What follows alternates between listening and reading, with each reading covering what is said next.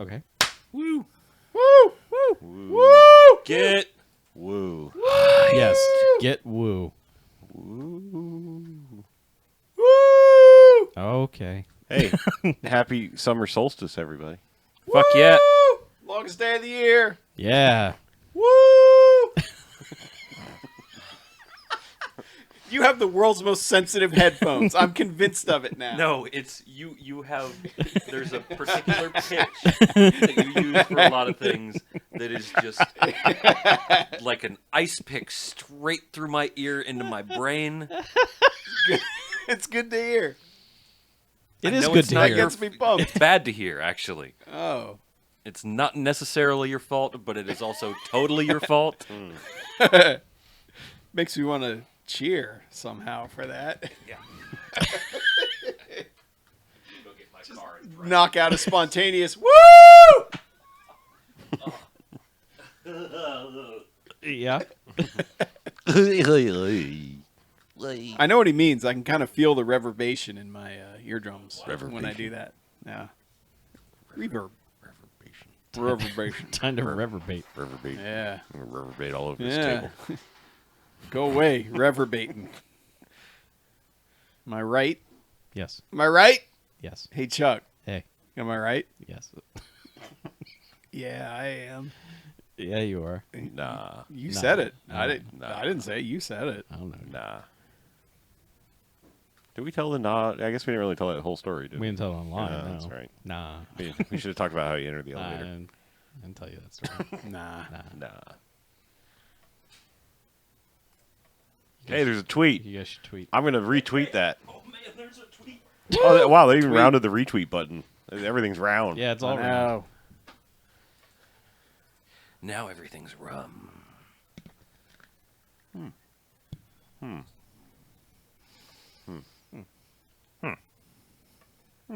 I don't know. Alcohol 2 days in a row. That's kind of irresponsible. Yeah, you got to get you got to get a longer streak going. I mean, come on.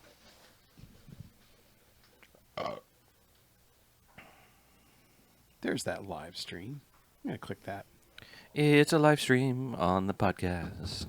I promised I'll stop wooing. Just maybe not directly into the microphone. Nah. Ooh, I got an ad for The Mist. Wonder if we'll get any of that sweet, sweet revenue from that one. But you got an ad? Yeah, they showed an ad. Apparently, ad blocker's not turned on this. Oh, that would make sense.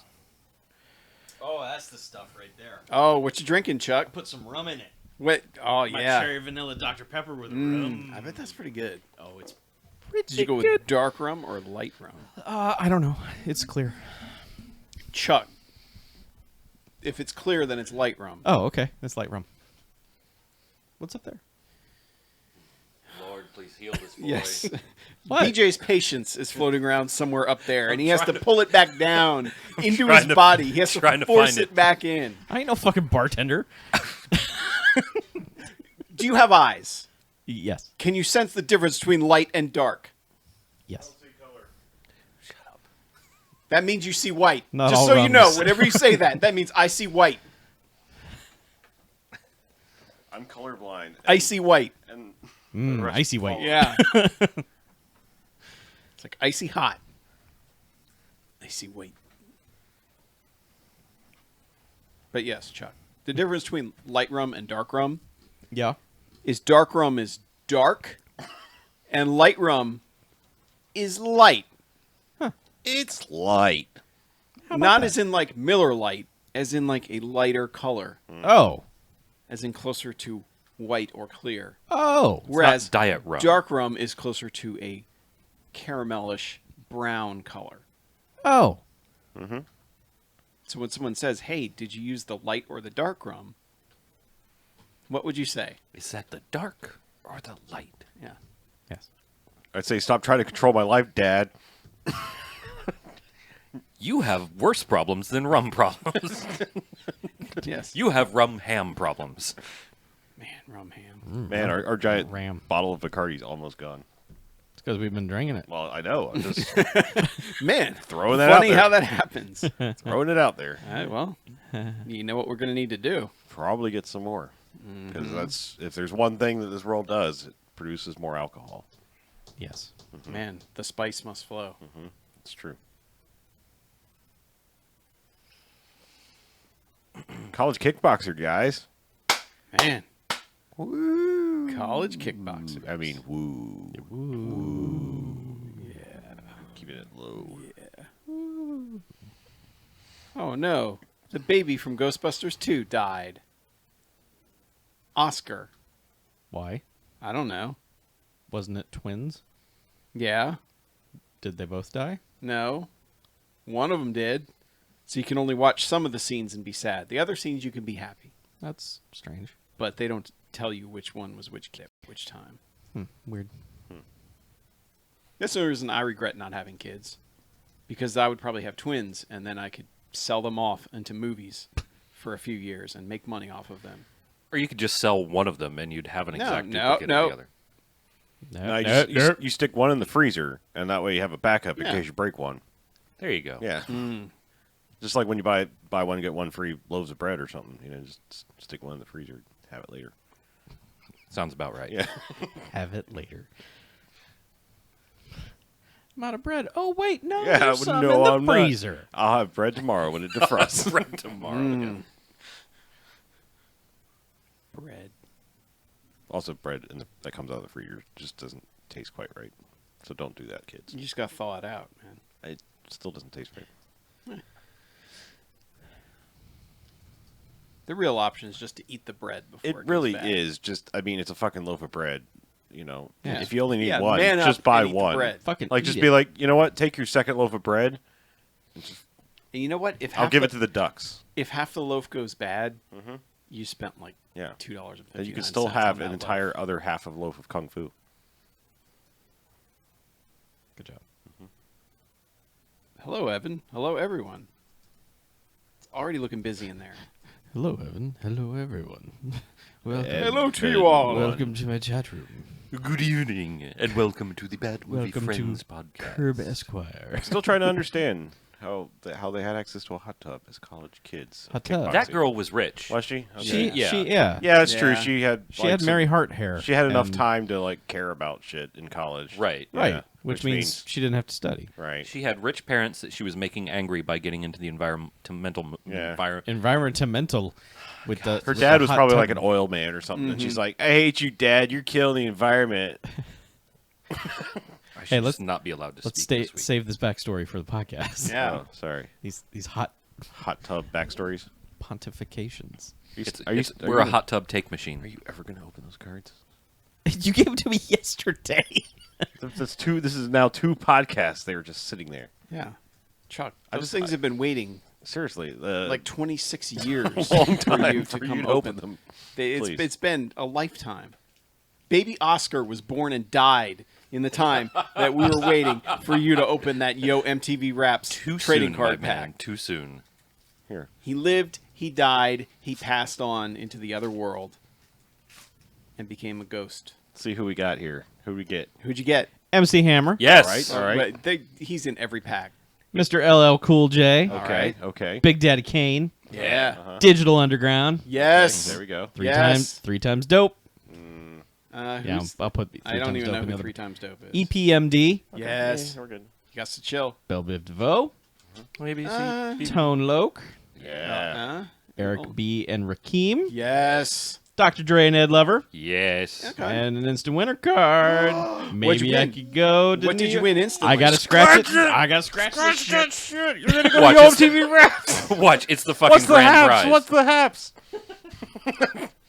It'll be the grand prize. Sorry, try again. Aw. Damn it. No, so close. I was hoping I was gonna be the friend you'd bring, but I probably wouldn't be. What was the prize? For... A trip to New York City to see Yo MTV Raps live. I know. Imagine if that had been the winner. You'd be like, I would call somebody and be like, I bet you could like tweet at MTV and be like, look, I'm a winner. I'm sorry, I just now got around to opening this. Yeah. Right? I've been so busy. I've been opening one pack every year in remembrance of my mother or I something. just won. I don't Can know. I please Did come you- see the show? Was it a winner? Did you scratch it? I did scratch it. I did not win. It said sorry, try again. So give me another pack. What? No. What? Do you still have how many unopened packs do you have left? I'm thinking it'll last like the rest of my life. Yeah, he had a whole box. Where did you get that? Dollar store. Nice. Nice. Hey, throw me that Digital Underground This one. is like box number 3, though. I want to see who's on it because this has got to be Like the entire box was pre $1. Tupac Digital Nice. Underground. Yeah. It was probably just Shock G and Money B. I don't know. Is Tupac on it? How many more boxes do you have? This is it. Oh, that's the last box. That's 3, 7, There he, yeah, I think Yeah. he's on there. 3, 4, 5, 6, 7, 8. So I've got 15 packs. No, he's left. not. 15 packs of Yo MTV Raps cards. Yeah, but MC Blowfish is. You got to make the. Sure.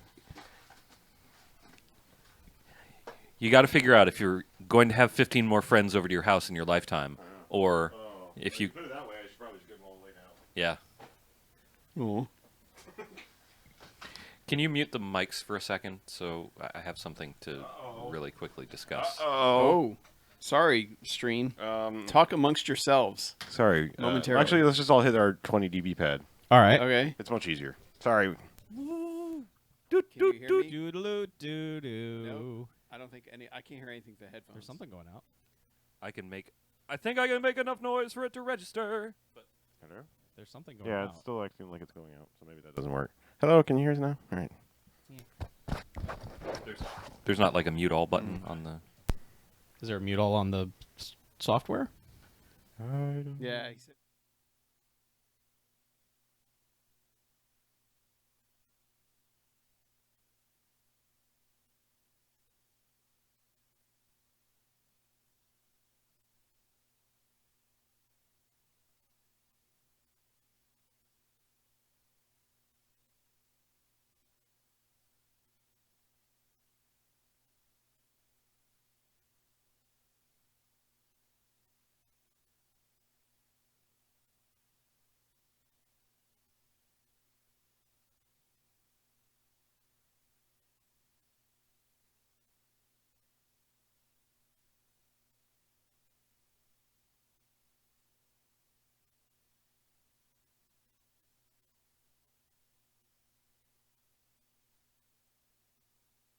That's how I learned how the inside of a goat smells. So I mean, Well, you learned a lesson that day. yeah, And So- I mean, at least you got college credit for it. that's true. Yeah. like kickboxers. Mm. College credit.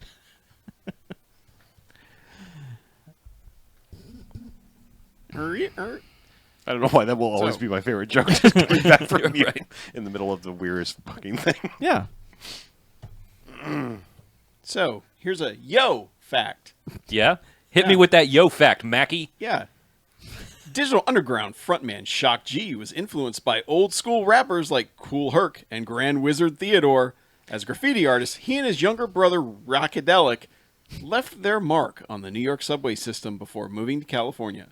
Label, Tommy Boy. I remember Tommy Boy. I do too. Fat man in a little coat. Yeah, Can I see that card? you may. Yeah, he that card. That's you. Yeah, that was pre-Tupac. Mhm. That must have been just before, because Nothing But Trouble came out in '91.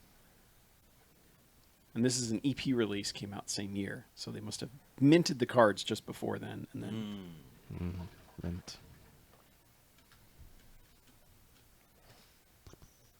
Delicious rum. Oh, what kind of rum did you use? Was it light or dark? I don't know. I had my eyes closed when I was pouring it. Well, Yeah. But I can tell from the taste that it's light rum. oh, okay. I don't fact- I don't see shades because I'm blackout drunk.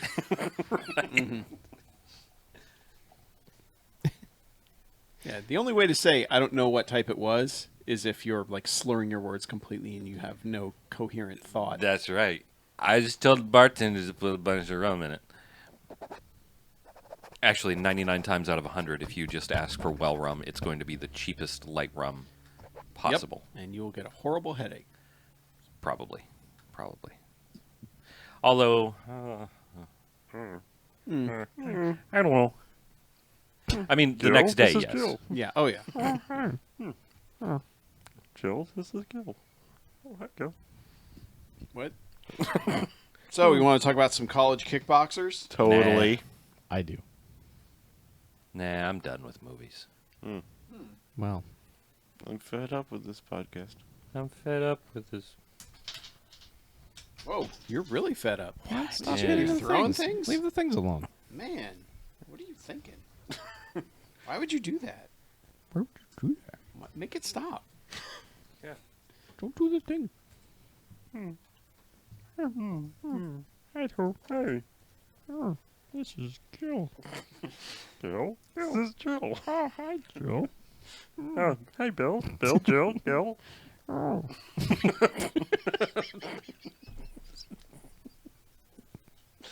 All right, let's do this thing. Fun times.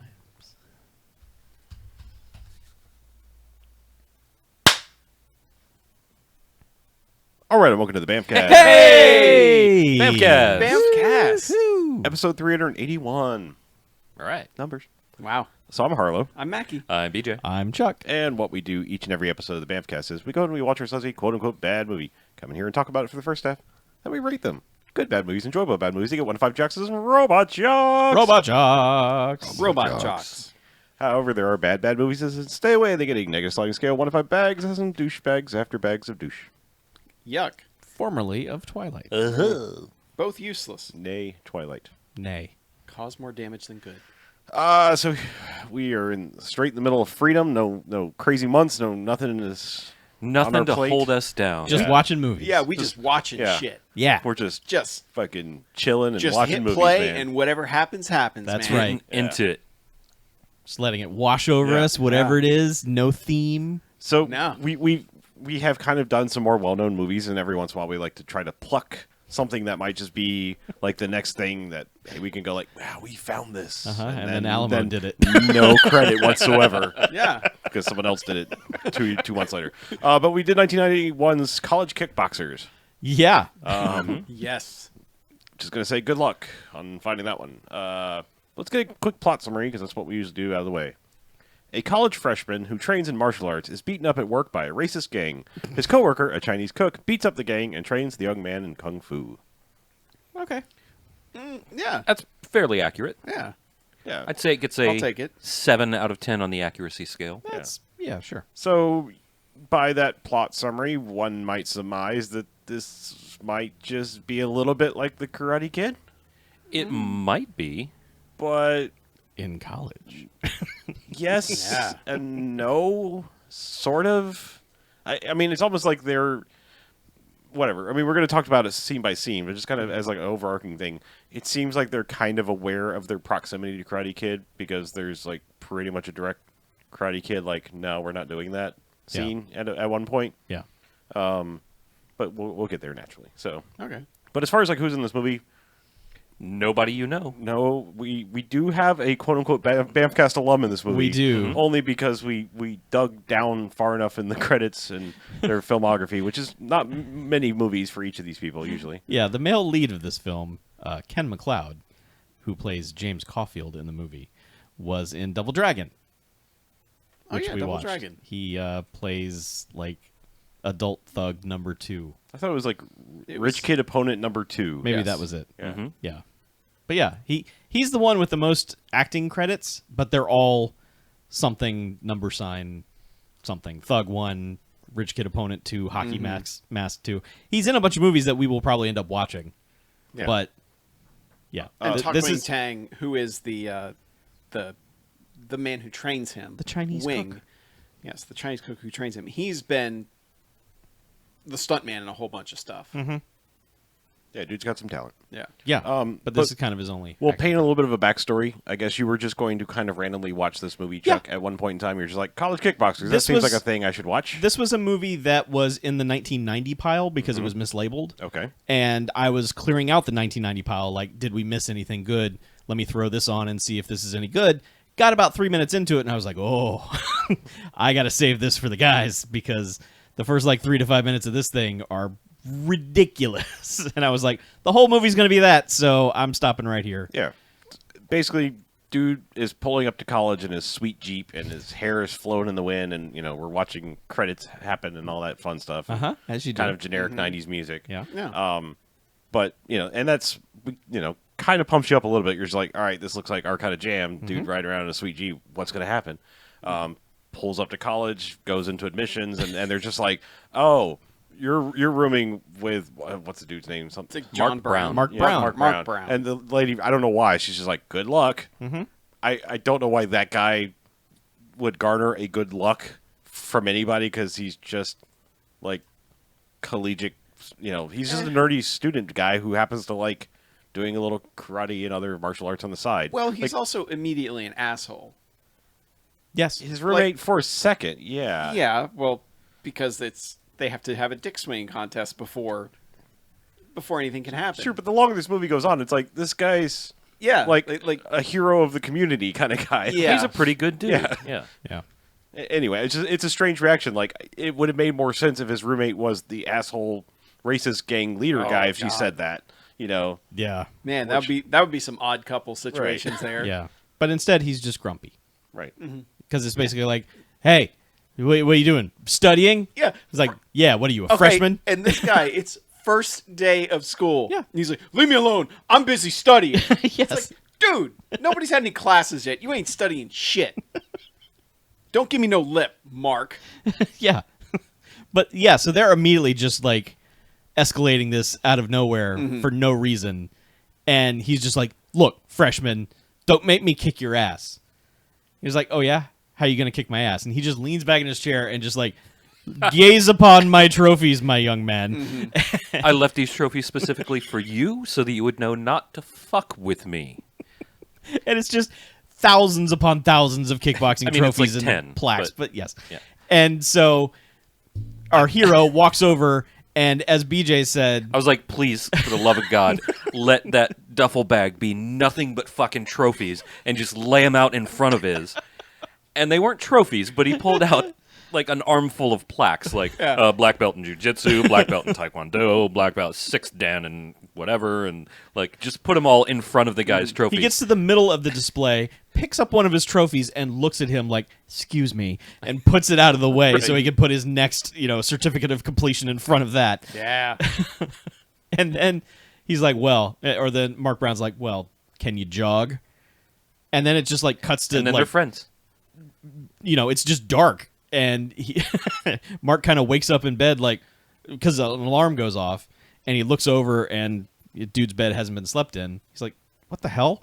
And he goes over to the desk and it has a little sign on it, something like, I couldn't wait for you.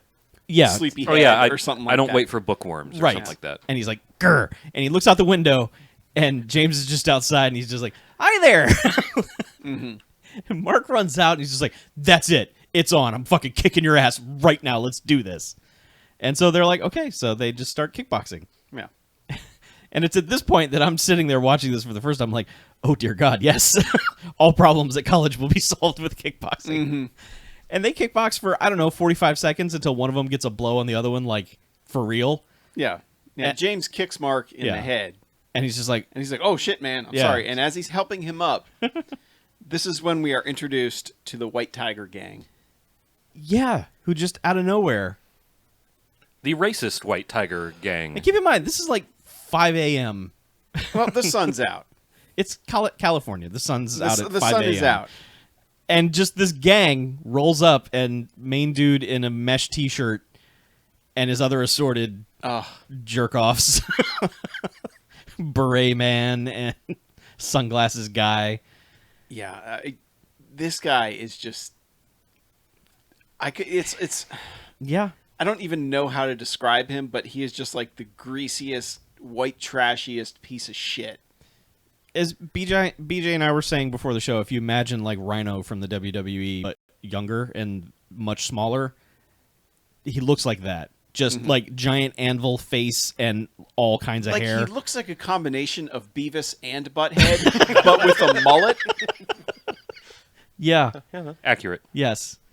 Yeah. And they are just collectively dicks. Like Well, this yeah, just becomes I mean, he walks up and he's just like, "You sparring with this N-word?" Yeah. Or he says something like, kick this N-word's ass. Yeah. And He's like, excuse me? James is like, "Wait, what? What? He's like, that's what their asses are for. Yeah. He's like, look, pal. This is like instantly like, hold on there, buddy. And this is the kind of piece of shit, like, throughout the movie, every scene he shows up in, he uses a different racial slur yeah. for everyone. And they get increasingly except for like the Asian dude. He has a multicultural gang. That's what doesn't make any Right. sense. Yes. he just hates black people. I guess, but but he No, goes after he he hates goes Asian after people, Wing too. too. But like he's got one, and he just keeps reusing it. And he says Chinaman. yeah, Yeah. But he also says it like China man.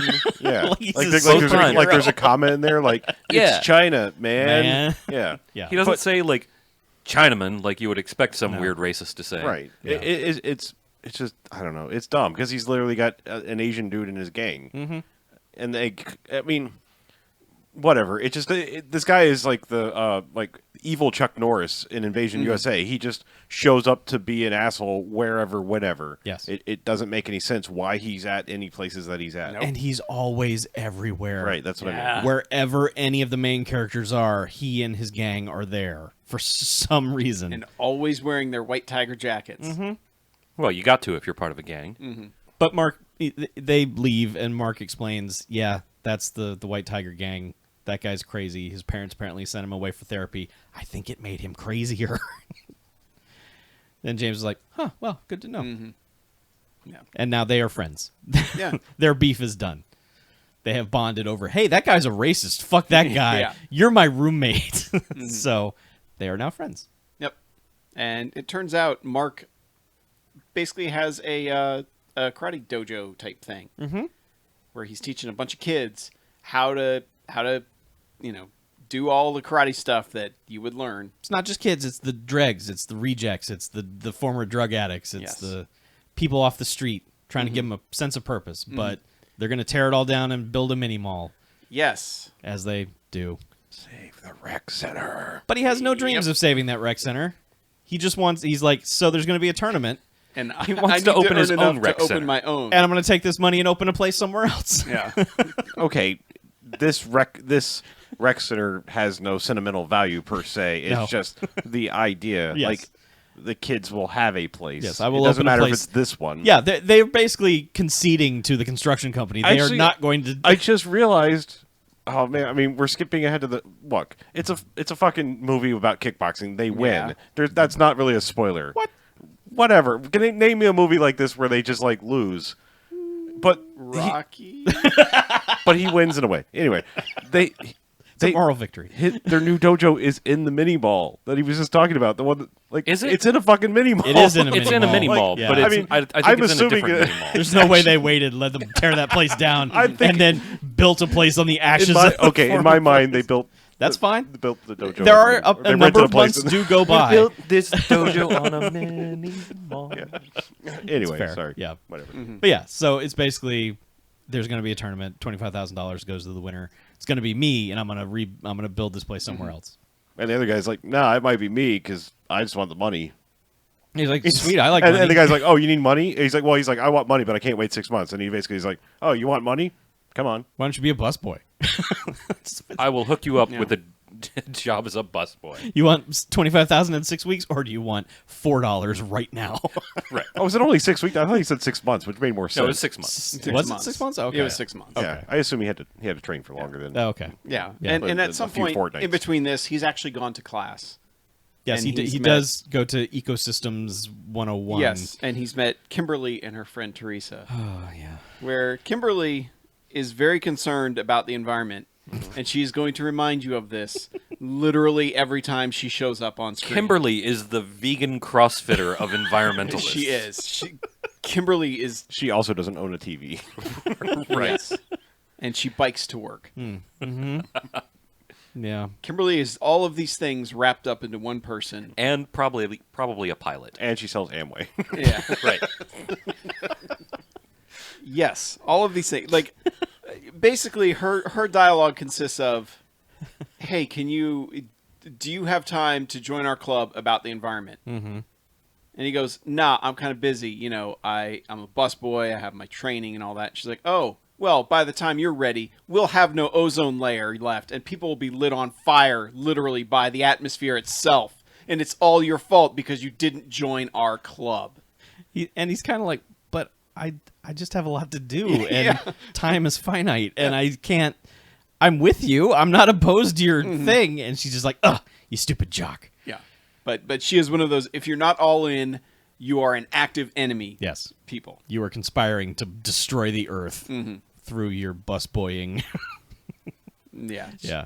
That revelation comes later at the restaurant. But yeah, so they've had their dumb class where nothing is learned. And Of course. Yeah. Then he goes to work And he everyone continues hates to him. hit on her, and she's like, ugh, Yeah. It's like, listen. I don't date jocks. I am a little. I'm confused. Like, what led him to take this class when he can't even pronounce the word of the class? Like, how does one wander into ecosystems and go like, I'm looking for ecosystems? You probably have to take a bunch of electives to keep your kickboxer.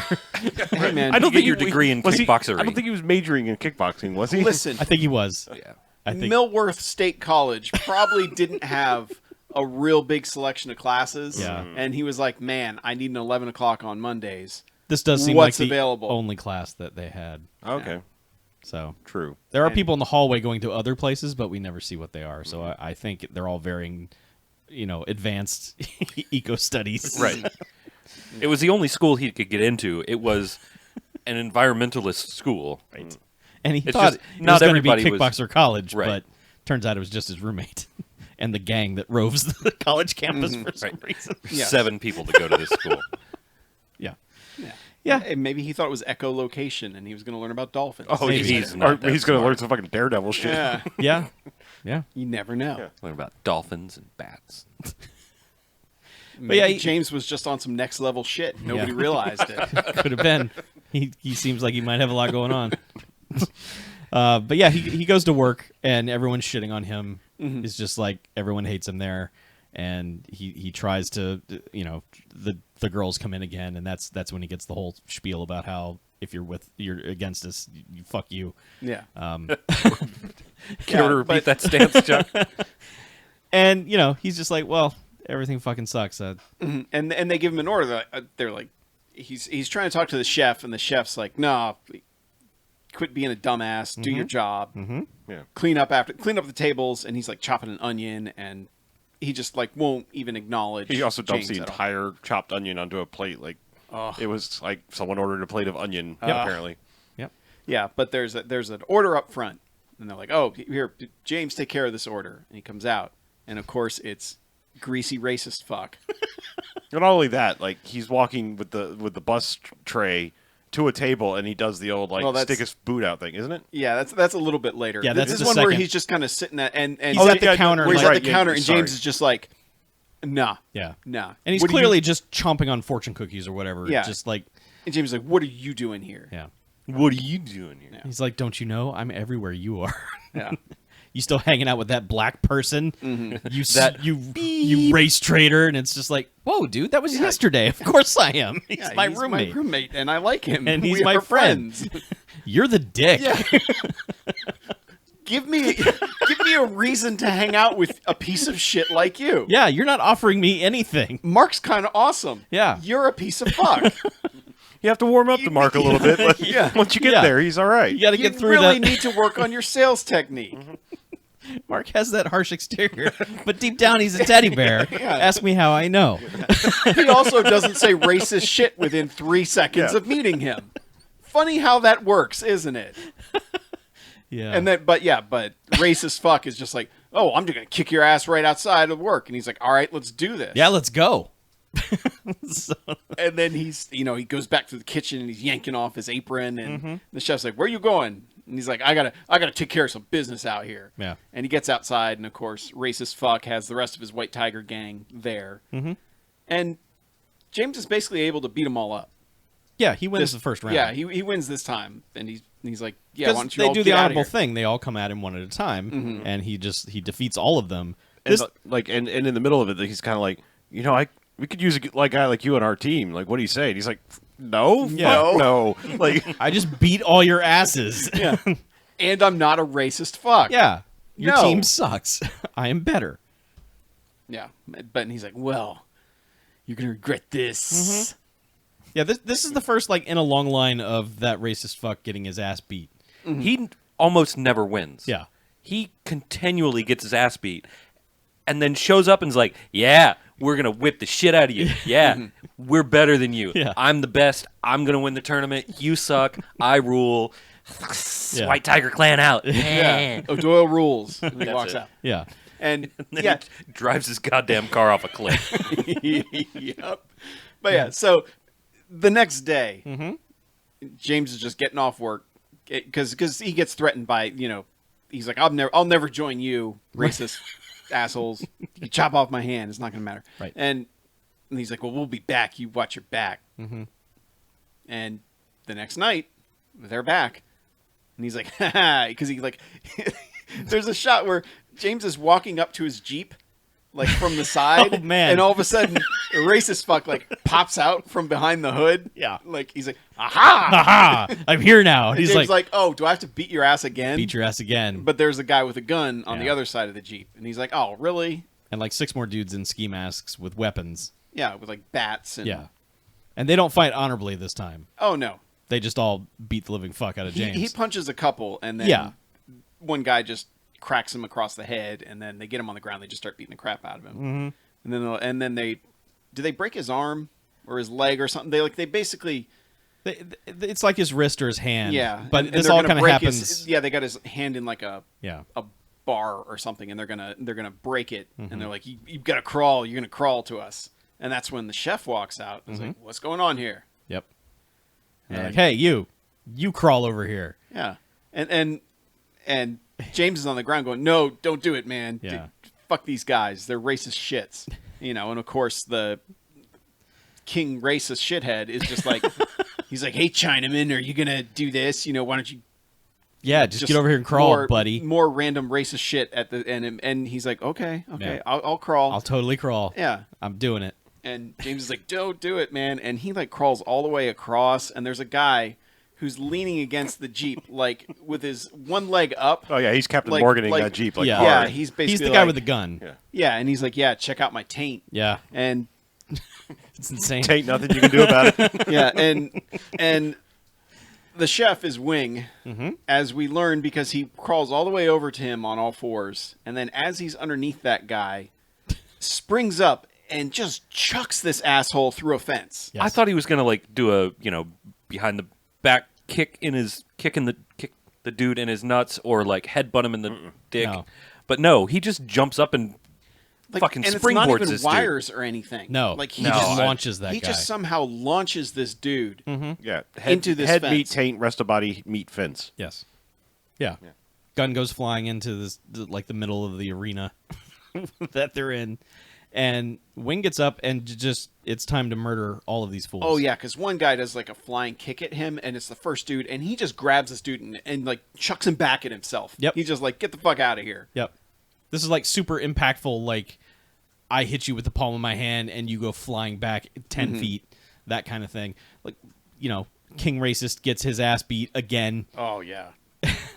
But so and then at one point, the gun lands in the middle of this pile of bodies, and Mr. Racist is going to grab the gun, and Wing gets it, picks it up, and embeds it into this tree.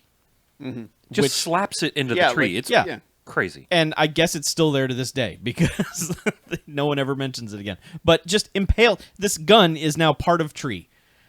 And main guy is just like, well, okay, we're leaving. Sorry.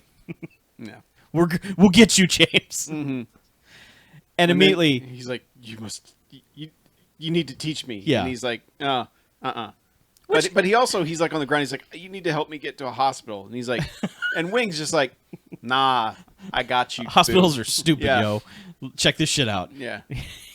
Don't sweat, dog. I got you. So he like Miyagi's his leg, and then apparently his jaw was out of whack because he just goes up to his chin and just kind of boops his chin, and then he's Well, just, not I mean, necessarily because no. he describes later that the chin is connected to a whole bunch of things. Oh. Actually, I think it was actually fixing his arm because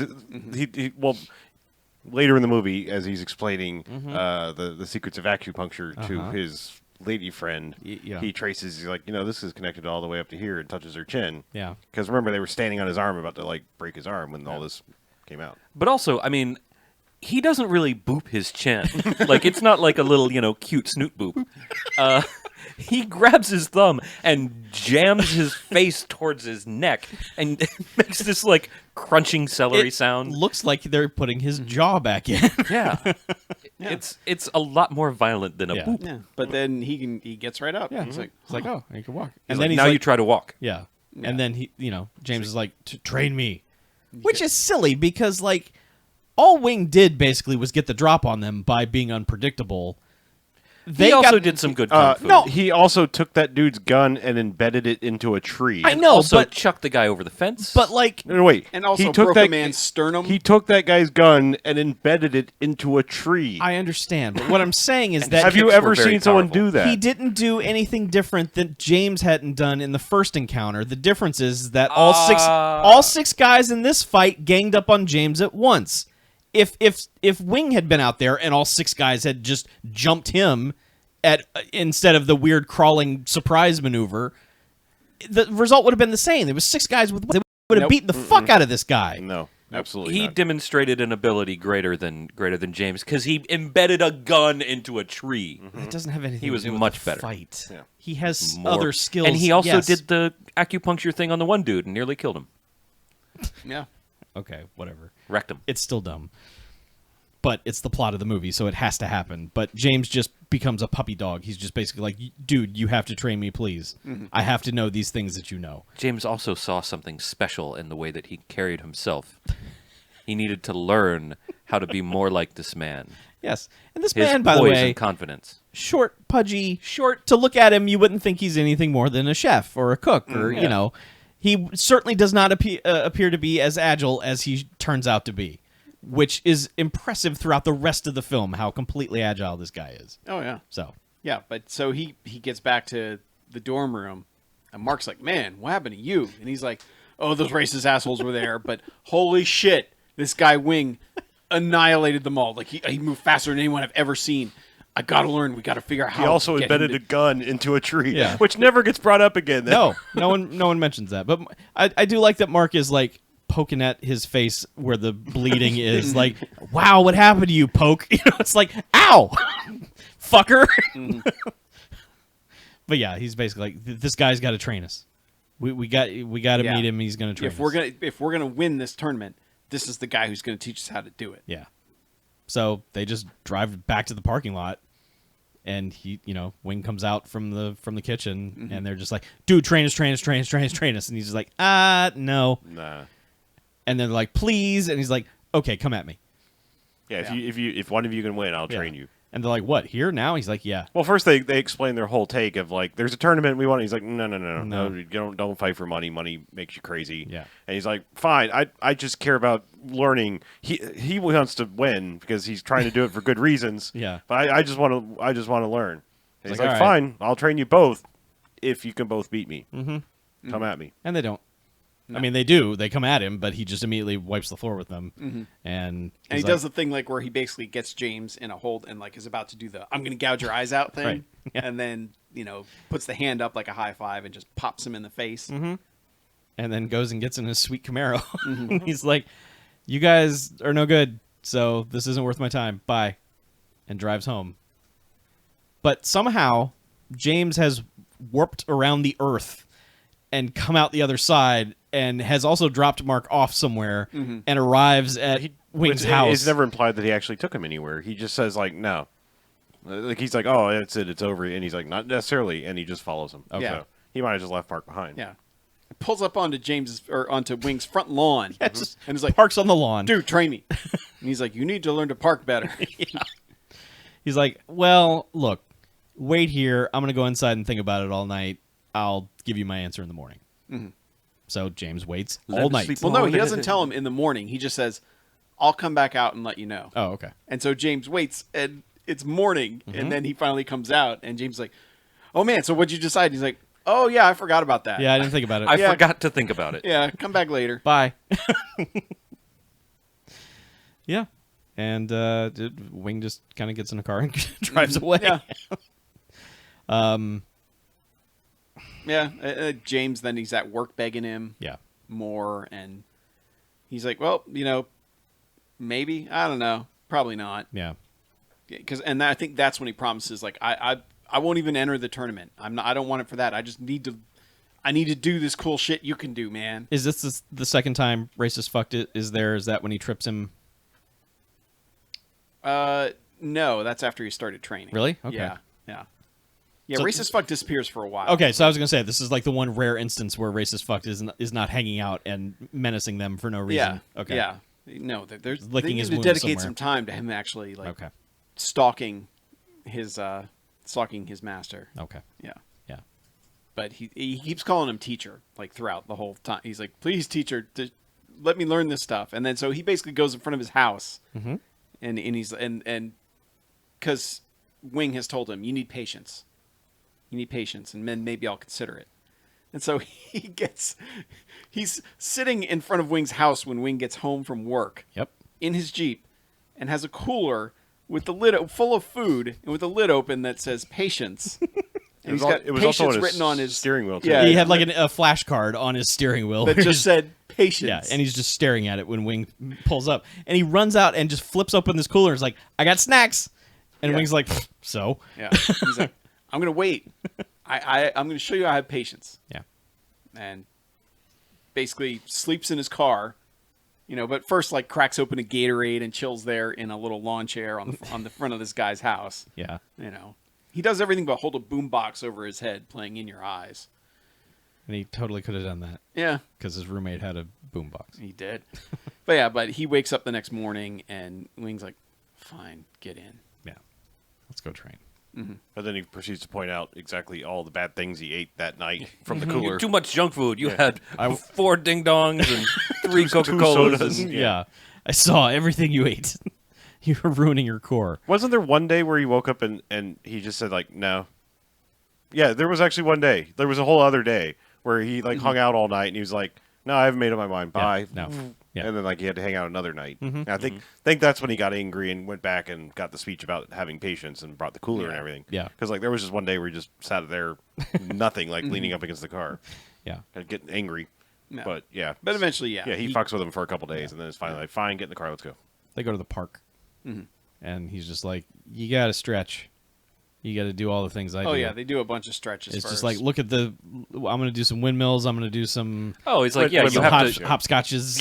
show me your kick. Yeah. And James kicks and he just bounces laughs off at him. him. yeah, he's like, He's like, "That's all Hollywood." that's garbage. Yeah. Let me show you a real kick, son of a bitch. And so he kicks, and he's like, and it doesn't look any different than James's kick. Yeah. Like, this is one point where I totally agree. It doesn't look much different. Okay. But he's like, James totally fanboys out. He's like, holy shit, that power.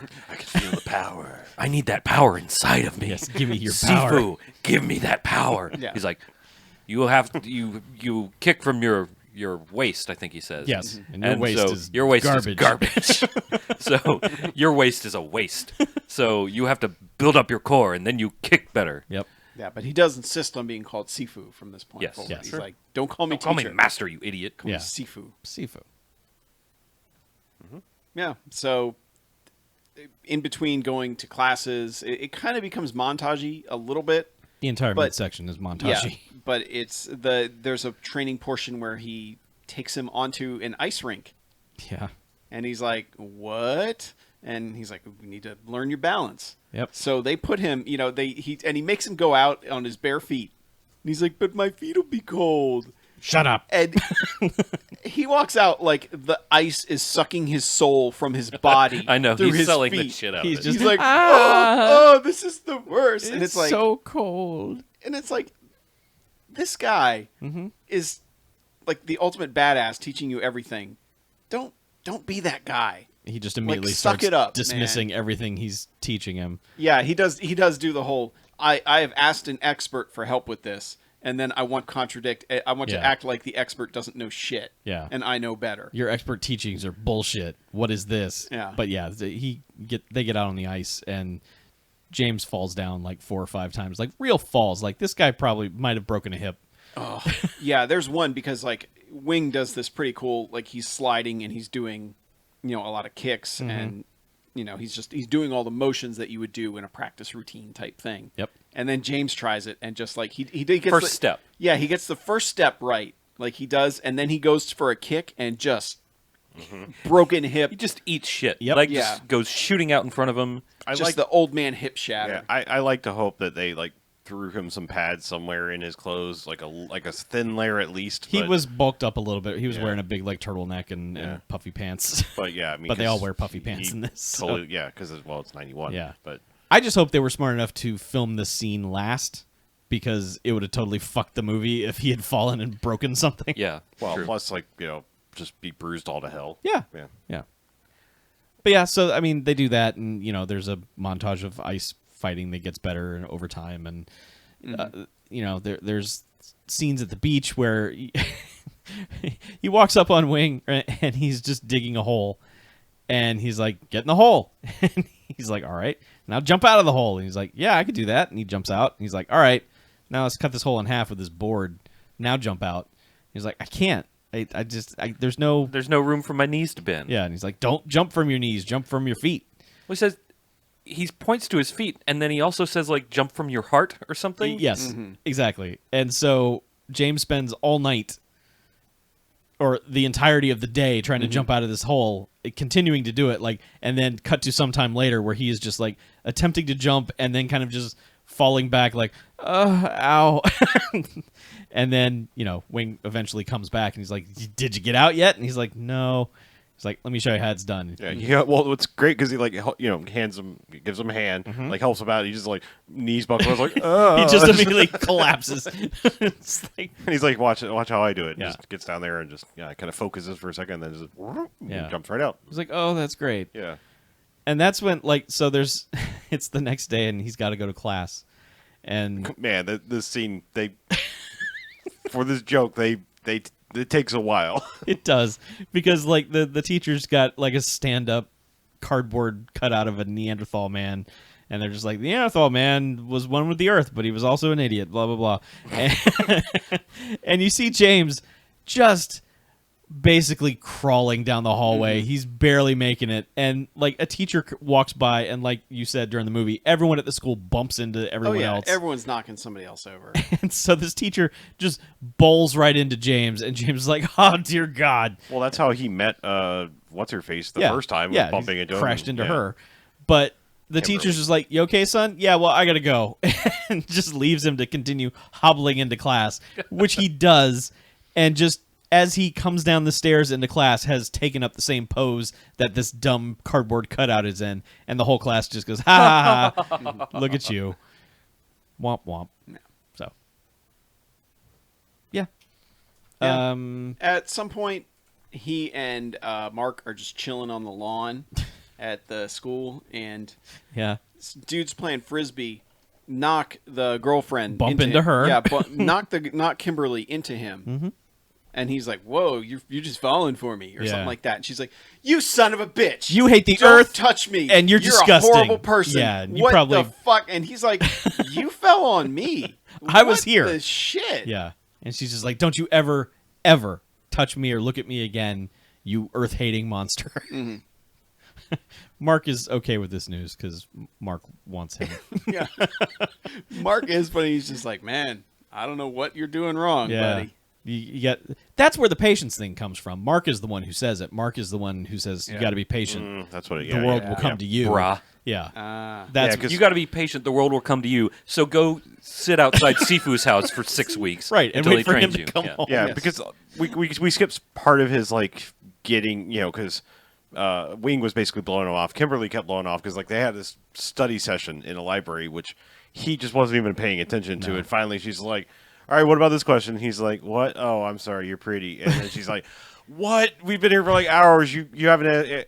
And she just gives him all this shit. Oh, Like yeah. you're not even paying attention. Which in this case, she starts to turn around and like make some sense because he is just sitting there like a dumbass, not paying any attention, just staring at her. She's like, "You're oogling me," blah, and he's like, "But you're pretty, and I'm not ogling you. I'm admiring you. I have a boner." And If it were a little bit later, I'd be googling you. But yeah, that she storms off, Yeah. and this is where he yells after her like, "Why didn't you go save a whale?" yeah, yeah, like that'll show her. Yeah. Ha! And I like in told the her, middle of the didn't I? library, to which everyone kind of is like, What? Oh, what an asshole!" Yeah. But Yeah, so like He's at, like- at but this but point, he's like, man, high fiving himself. He's Yeah. like, man, I burned her. Fucking told at her. this point they are having nothing to do with each other, and that's when she falls in his lap.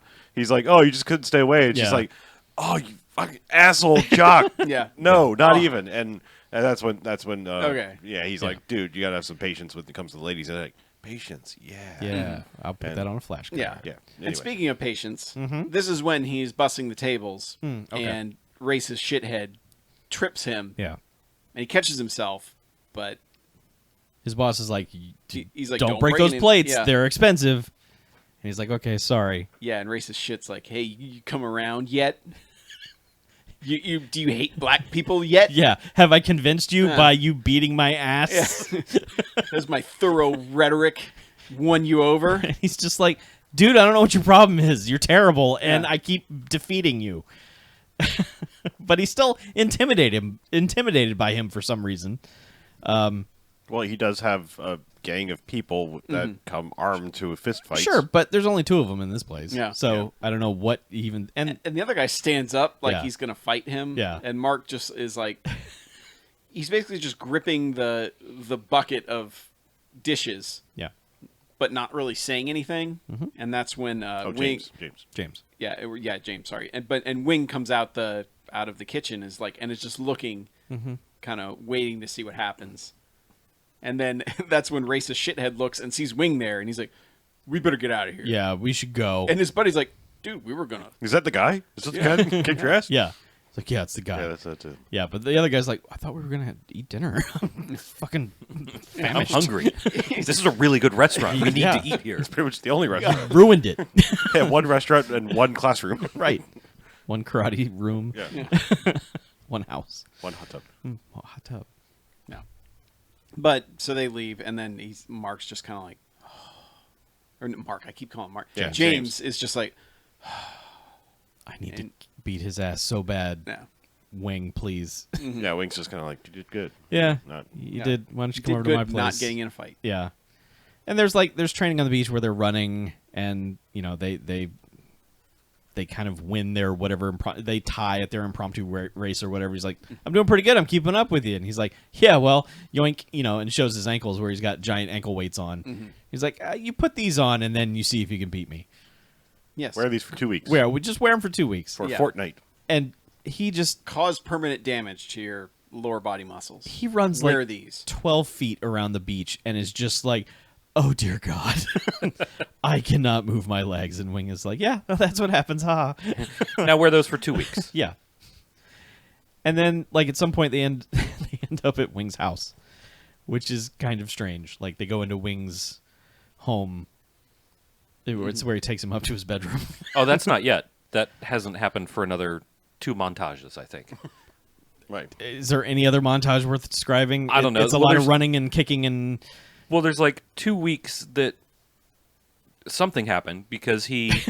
I don't remember what happened in those 2 weeks, but like 2 weeks definitely passes because he misses like a practice at night or something. Do you remember that?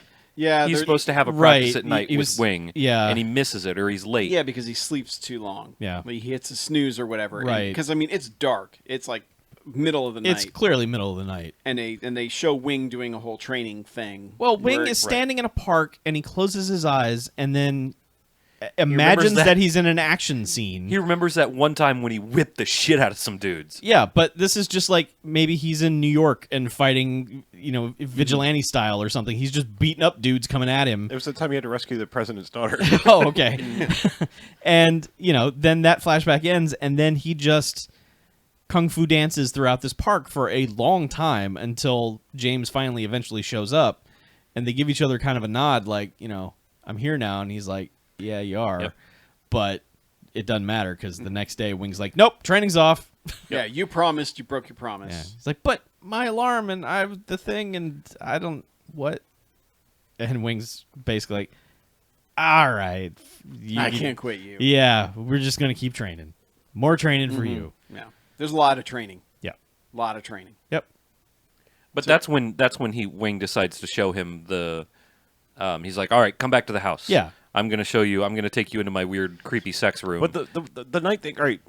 the night scene was really confusing, and I'm thinking it was just poorly edited because he has that weird flashback to the thing we're not even privy what it was or I think it was why just a happened. fantasy. I think he was just like, this is what I would do if faced with toughs. I thought it was just- I think it was to show that at some point he had used the skills that they were about to show us that he was going to show Mark. Okay. And he had killed someone All right, with then. them. Okay. That was what I took from it. Okay. Which is why he's kind of got this whole, like, you can use this, but you can't use it to win a tournament or do. It's just for life Right. and death. Yeah. But he had done this whole demonstration where he's kung fu dancing in the forest and basically drew like a yin yang symbol in the dirt. That's right. But then he sees James like at night and they kind of exchange glances and then it's like next day like you never showed up.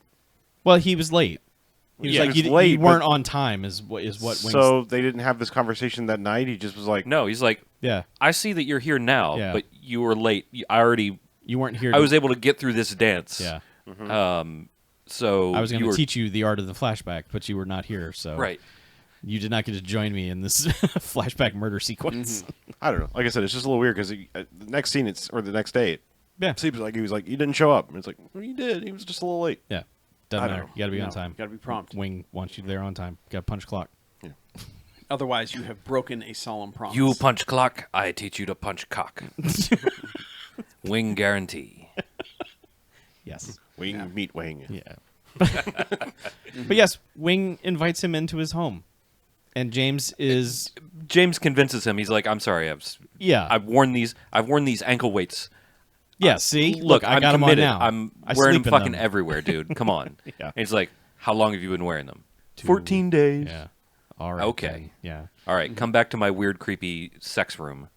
Yeah, because like throughout this house, James is like constantly a little weirded out that he's going like he walks in the front door, and this is like an 8-room apartment complex of some kind, and so he comes through the entrance door and is kind of looking around like okay, and then goes up the stairs and goes into Wing's like little entry area, and he's like all right, sits down with him on the couch, and Wing is like, I'll be right back. Wing says a bunch of vaguely creepy shit at this point. He's like, Oh, I'm he's going like- to teach you a secret. You have to promise not to tell anyone what we're about to do. We're about to do something. You can't tell anybody. It's super secret. Yeah. Seriously, you can't tell anyone. I'll be right back. And it's like, what's he going to Yeah, change and- into? I'm gonna go put on my priest collar, And we should probably note that this whole time, James has been going back to Mark and been teaching him a lot of the strategies that Wing has taught him. Yeah. And that's and been going kind to of the school whole deal. too. Yeah. And, like he's been teaching the kids at the school too. Yeah, where he's basically like, He's a cipher. yeah, he's like, I promised him I wouldn't fight in the tournament, but that doesn't mean you can't. Yeah. So this has been going on, and clearly he has not told Wing about any of this. Yeah. No. All right. So- The creepiness factor in Wing's apartment gets a little bit weirder because they were sitting in the living room and he does the whole like you can't tell anybody about what's about to happen. And James is kind of such an asshole. He like goes over and starts fidgeting with his stuff. Yeah. To which Wing appears in the doorway. He's like, "Hey, leave that alone. Don't touch my stuff. Don't touch my stuff." And you see that like this room is basically empty and blue. blue, and the there's whole like apartment is blue. Yeah. and there's like a weird human figure thing that looks like it might be made out of leather. Like it seriously Looks looks like there he's- might be a gimp in He looks like he has a fucking gimp room. Yep. And he's like, Come "You in." want to meet my Sifu?" And it's like, he says something like, "This Yeah. is my Sifu," and it's Yeah. like, No, thank what you. the fuck is about to happen? What is going? Like, I mean, the Yeah, like worst you're things kind in of my expect- head. Like before you see the doll thing, like you're like, okay, maybe there's like his old grandfather is going to teach him or something. I was like kind of hoping that, but then at the Yeah. time I was like, "What the Maybe fuck he has is a happening?" robot in there. Nope. Who knows? But no, he has like a life-size dummy with all of the Mm-hmm. acupuncture points on it. But the shot through the doorway of this basically empty room Mm-hmm. is really fucking weird, and what they say is weird. And then when you get Mm-hmm. in there, it's just like, all right, I'm going to teach you the super secret shit here. Yeah.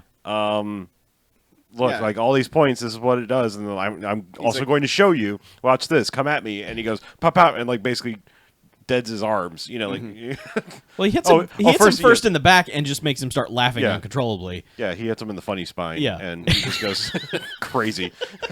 He is. And Yeah. then he But then he- then he punches him in the front and goes, "Too much laughing." Yeah. Yeah. To which James is just like, Yeah. yeah, But then, yeah, he's just like, all these points are very important, And Never used it's them. like this can heal, this can Yeah. kill. Like just a touch, Yeah. but like a knuckle wrap will Yeah, kill it's the like, guy. see the spot on the throat? Yeah, same thing. Just That, yeah. how hard you hit it, where you hit it. Yeah. So. He's like, Yeah. all right, learn it. And he kind of Never use describes it. it as acupuncture, which isn't quite accurate since acupuncture involves needles and all that. This is more like chakra type stuff. Yeah. But Yeah, I mean, it's I think all, it it's uses all the same based on- basic yeah. tenets. The, of, the of targets are the acupuncture. same. Yeah, It's just you're using your fists instead of tiny needles. right. It's more like the The locations are the same. Yeah. yeah, but he does say, you Pressure learn- points. pressure points. Yeah, Yes. yeah. You learn the pressure points, you can defeat anyone, but he basically says, it has to be a matter of life and death for you to use this sort of stuff. Mm-hmm. And so Mark's like, all right, cool. I guess I know this stuff now. Yeah. Because they never really show them training to learn any of it or No, he memorizing any of it. Wings just hits James a bunch of times and all the pressure points. And he's like, all right, got it. Ow. Yeah. It was funny at the beginning. Hit me in that one again. Yep. And now there's a few things that happen from this point because one is he's studying in the library and frickin' Kimberly. He's not studying class shit. He's studying acupuncture, Yeah. which is But- fine, but he's also still not being serious about Yeah. school. But she is suddenly super impressed. Well, he's just sitting there reading acupuncture. He's like, "Hey," and he's like, "Oh, I didn't think you'd want to talk to me again."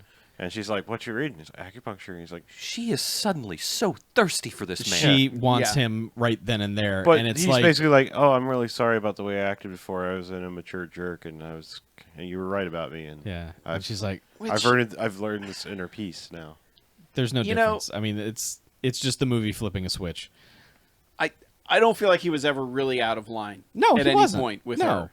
She immediately was just like, you're either with us or against us. And he's just like, Yeah. but there's shades of gray. And she's like, no, there are not. I mean, really, she should have been the one apologizing to him. Yeah, and but that never instead happens. he apologized to her, and she's like, "Okay, well then, apology accepted." right. And And now we're dating. yeah, now you seem like a good person. and Yes. Let's get in the hot tub. Well, they go to the beach first. Yeah, they do go to the beach first. They Yeah, run- because it's the adventures of her less clothes every scene. Because like at first they show up and it's like she's got crazy hair. Yeah. Well, and her she's- clothes get smaller and her hair gets bigger. Yeah, like she's got like normal clothes on, and they're kind of like play fighting on the beach, and she's got crazy giant hair where it was all pulled back in the scene before, and then it's like, okay, so now she has a bikini top on, and then like next scene it's like, oh, she's got like the weird '90s like dental floss unikini thing like on. It's like, Yeah. yeah, And James just kind of like, what should I throw in the water? And basically like looks back at the camera, like kind of looking for direction, like what should I do to her? And then basically picks her up and takes her out into the ocean. Yeah.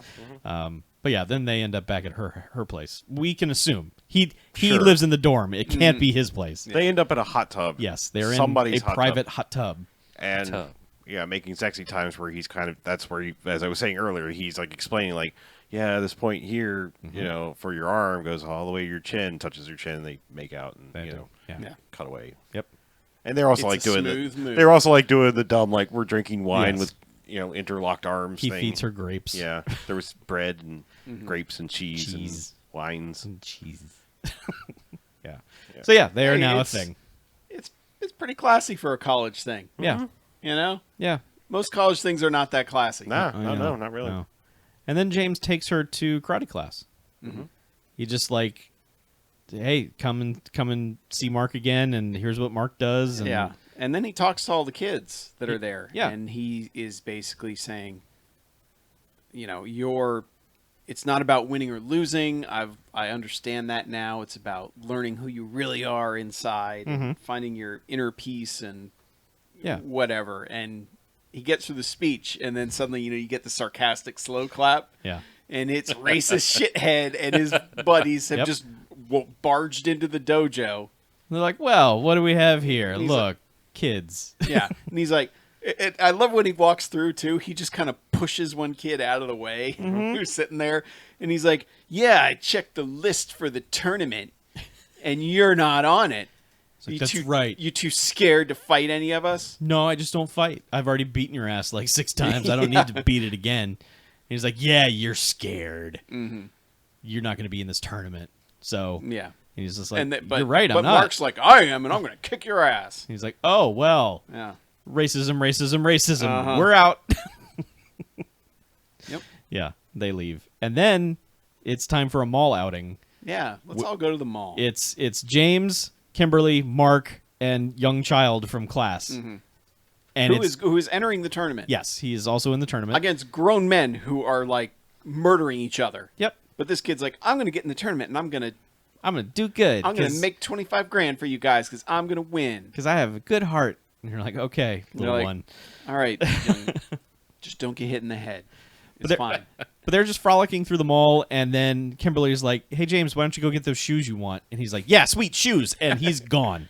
Yeah. And then the kid is like, I'm going to get some candy. And this kid's like 14. And he fucks off to get candy. And then cut away. Guess who's hanging out at the mall? Of course, it's The White Tigers are there. And they're just like, mall, this is dumb. There, plants, And so they get over near this demo table for some... First of all, go ahead and describe what it is. Well, so it's it's cookies of some kind, they- some sort of snack cookies. The name of the delicious item is the Chipperoo. That's right, they're chipperoos. But they're all just left out in fucking bowls. Yeah, there's Yeah. not a Just- person there's handing them nobody out. monitoring It's just a them. banner and a table, just like introducing the Chipperoo. Have some. And in any real mall, in any place in America, it's going to be just like the people who leave the bowl of candy out unsupervised on Halloween. Gone. Some little fucking hooligan is going to pour all of those into his T-shirt and run away. Yes. But no, or they're going to like sneeze and put their little booger fingers all over everything. But no, these people are eating something that Yeah. was left out in public. Yeah. So, they get in Mark's face, and Mark's just kind of like, you guys kind of suck, and you've been beaten up a lot of times. Should this really happen? And all of a sudden, there's like a new white tiger. There's like a new tall, but not very... He looks real dopey. He's just like a Terry Funk looking guy. He's just super Yeah. tall and got short curly hair, and is just like, I'm tall, rawr. And apparently that just means he's a giant monster who cannot be stopped, because like... He's got a couple moves. Yeah. Well, Mark kind of beats the fuck out of the other three white tigers, including main racist guy, Yeah. by picking him up and chucking him into the table of chipperoos with ridiculous force. Yeah. Like, I don't know how that dude didn't A, die, and B, go through that table. It was a sturdy-ass table. yeah. They assailed him with Chipperoo force. But that guy is essentially down for the count for like the rest of the movie, because he ends up in Yeah. a shoulder cat or He an elbow basically cast. breaks his elbow. Yeah. And I have to wonder, like, if this scene was put in because that guy somehow got injured, because he then becomes a non-character throughout the end of this movie, when it's like, that guy's the driving force. Like, why is he suddenly not involved in the rest of Yeah. this? But he's taken out by that, and that's when the tall guy just murders Mark and breaks his hand. And James runs over at the last minute, Well, no, somebody goes, "Oh, the cops are coming," Oh, and yeah. the tigers take off, and then James is like, "Hey, man, what happened? Hey, I got some Check shoes. out my What- shoes. what? Oh. they're Jordans. Wait, oh, God, What happened to the Chipperoos? Did you save me any? Yeah. I got my kicks, boxers. Yeah, so Mark's injured. He's not going to be able to enter. And James, at this point, is basically like, I'm going to have to take your place. It's just, this is what I have to avenge you. Yeah, and he goes to Wing and is like, "Hey, man, Yeah. like this is important. This is different than what we were talking about before. He needs this, or he can't, or none of this happens." And he's like, "No." He's like, "Did you make a Can't use it. promise?" He's like, "Yeah." Yeah. He's like, "Okay then." Yeah, and That's he's- really all he says. He doesn't Yeah. really chastise him much more than that. He's just like, Yeah. Yeah, and he's like, I won't even use the pressure points. I won't do any of that. I just I just need to fight. I have to put a stop to this. Otherwise, these people will just keep coming and keep coming. Yeah. I am the one who has to fight for his honor. Yeah. His motives are not gross. They are... He flat out says, look, these guys will just... until they get the message, they will just he keep... basically said somebody has to stop them because Yeah. they'll just keep doing. They'll this. just keep being bullies. Someone has to put them in their place. That's all he wants to do, and he's right. And he also wants to win the $25,000 and make Yeah. the rec center. But that's not his priority. His priority is just basically like, these guys are evil fucks, and they need to be taken down a peg in public, because all these private ass whippings they're getting are apparently not doing the job. Yeah, Yeah, but he But does not get so- permission. yeah. He does not, And then so the next day, Mark's like, well, I guess I'm going to have to fight even with a cast on my hand. Mm-hmm. And Kimberly's there, and she's like, well, we'll see what happens. And that kid's like, I'm going to fight. And he's like, maybe. I'm 14. I don't know if they have a bracket for me, but maybe.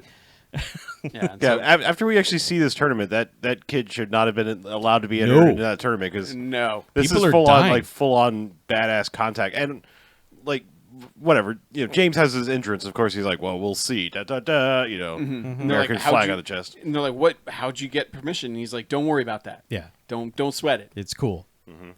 But all right, so the setup for this tournament is like, as someone I don't remember who pointed it out, but like the announcer's like, here we are for the Midvale Kickboxing tournament. It's just like the most The unenthusiastic. announcers are never No. into it. But so four like pudgy older dudes walk out in karate gis and they're carrying like folding chairs, and we're like, is this like the fucking like no holds barred match or what the fuck is about to happen? Yeah. And they go sit in the middle of this gym like back to back and basically make four karate quadrants. And there are matches quadrants. Yeah. And like and these fights are going on simultaneous. Like they're it's all- judges. You have no idea what you're supposed to be looking It's at. insanity. Yeah.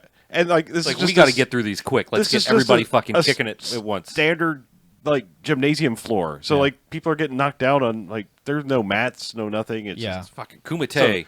so this is like that 14-year-old kid. They should have been like, no, kid, this is the real deal here. Like Yeah. you're not ready. And this is the way this goes is another thing that makes me think like they just fucked up somewhere along the way, because there's a guy in a white outfit who is practically murdering the competition at every opportunity, to which our guys are like, Who's that guy in the white dude? That guy in the white is scary. I hope we don't have to face him. And they shoot it just so that like you never see the back of his jacket, which he has a white tiger jacket on.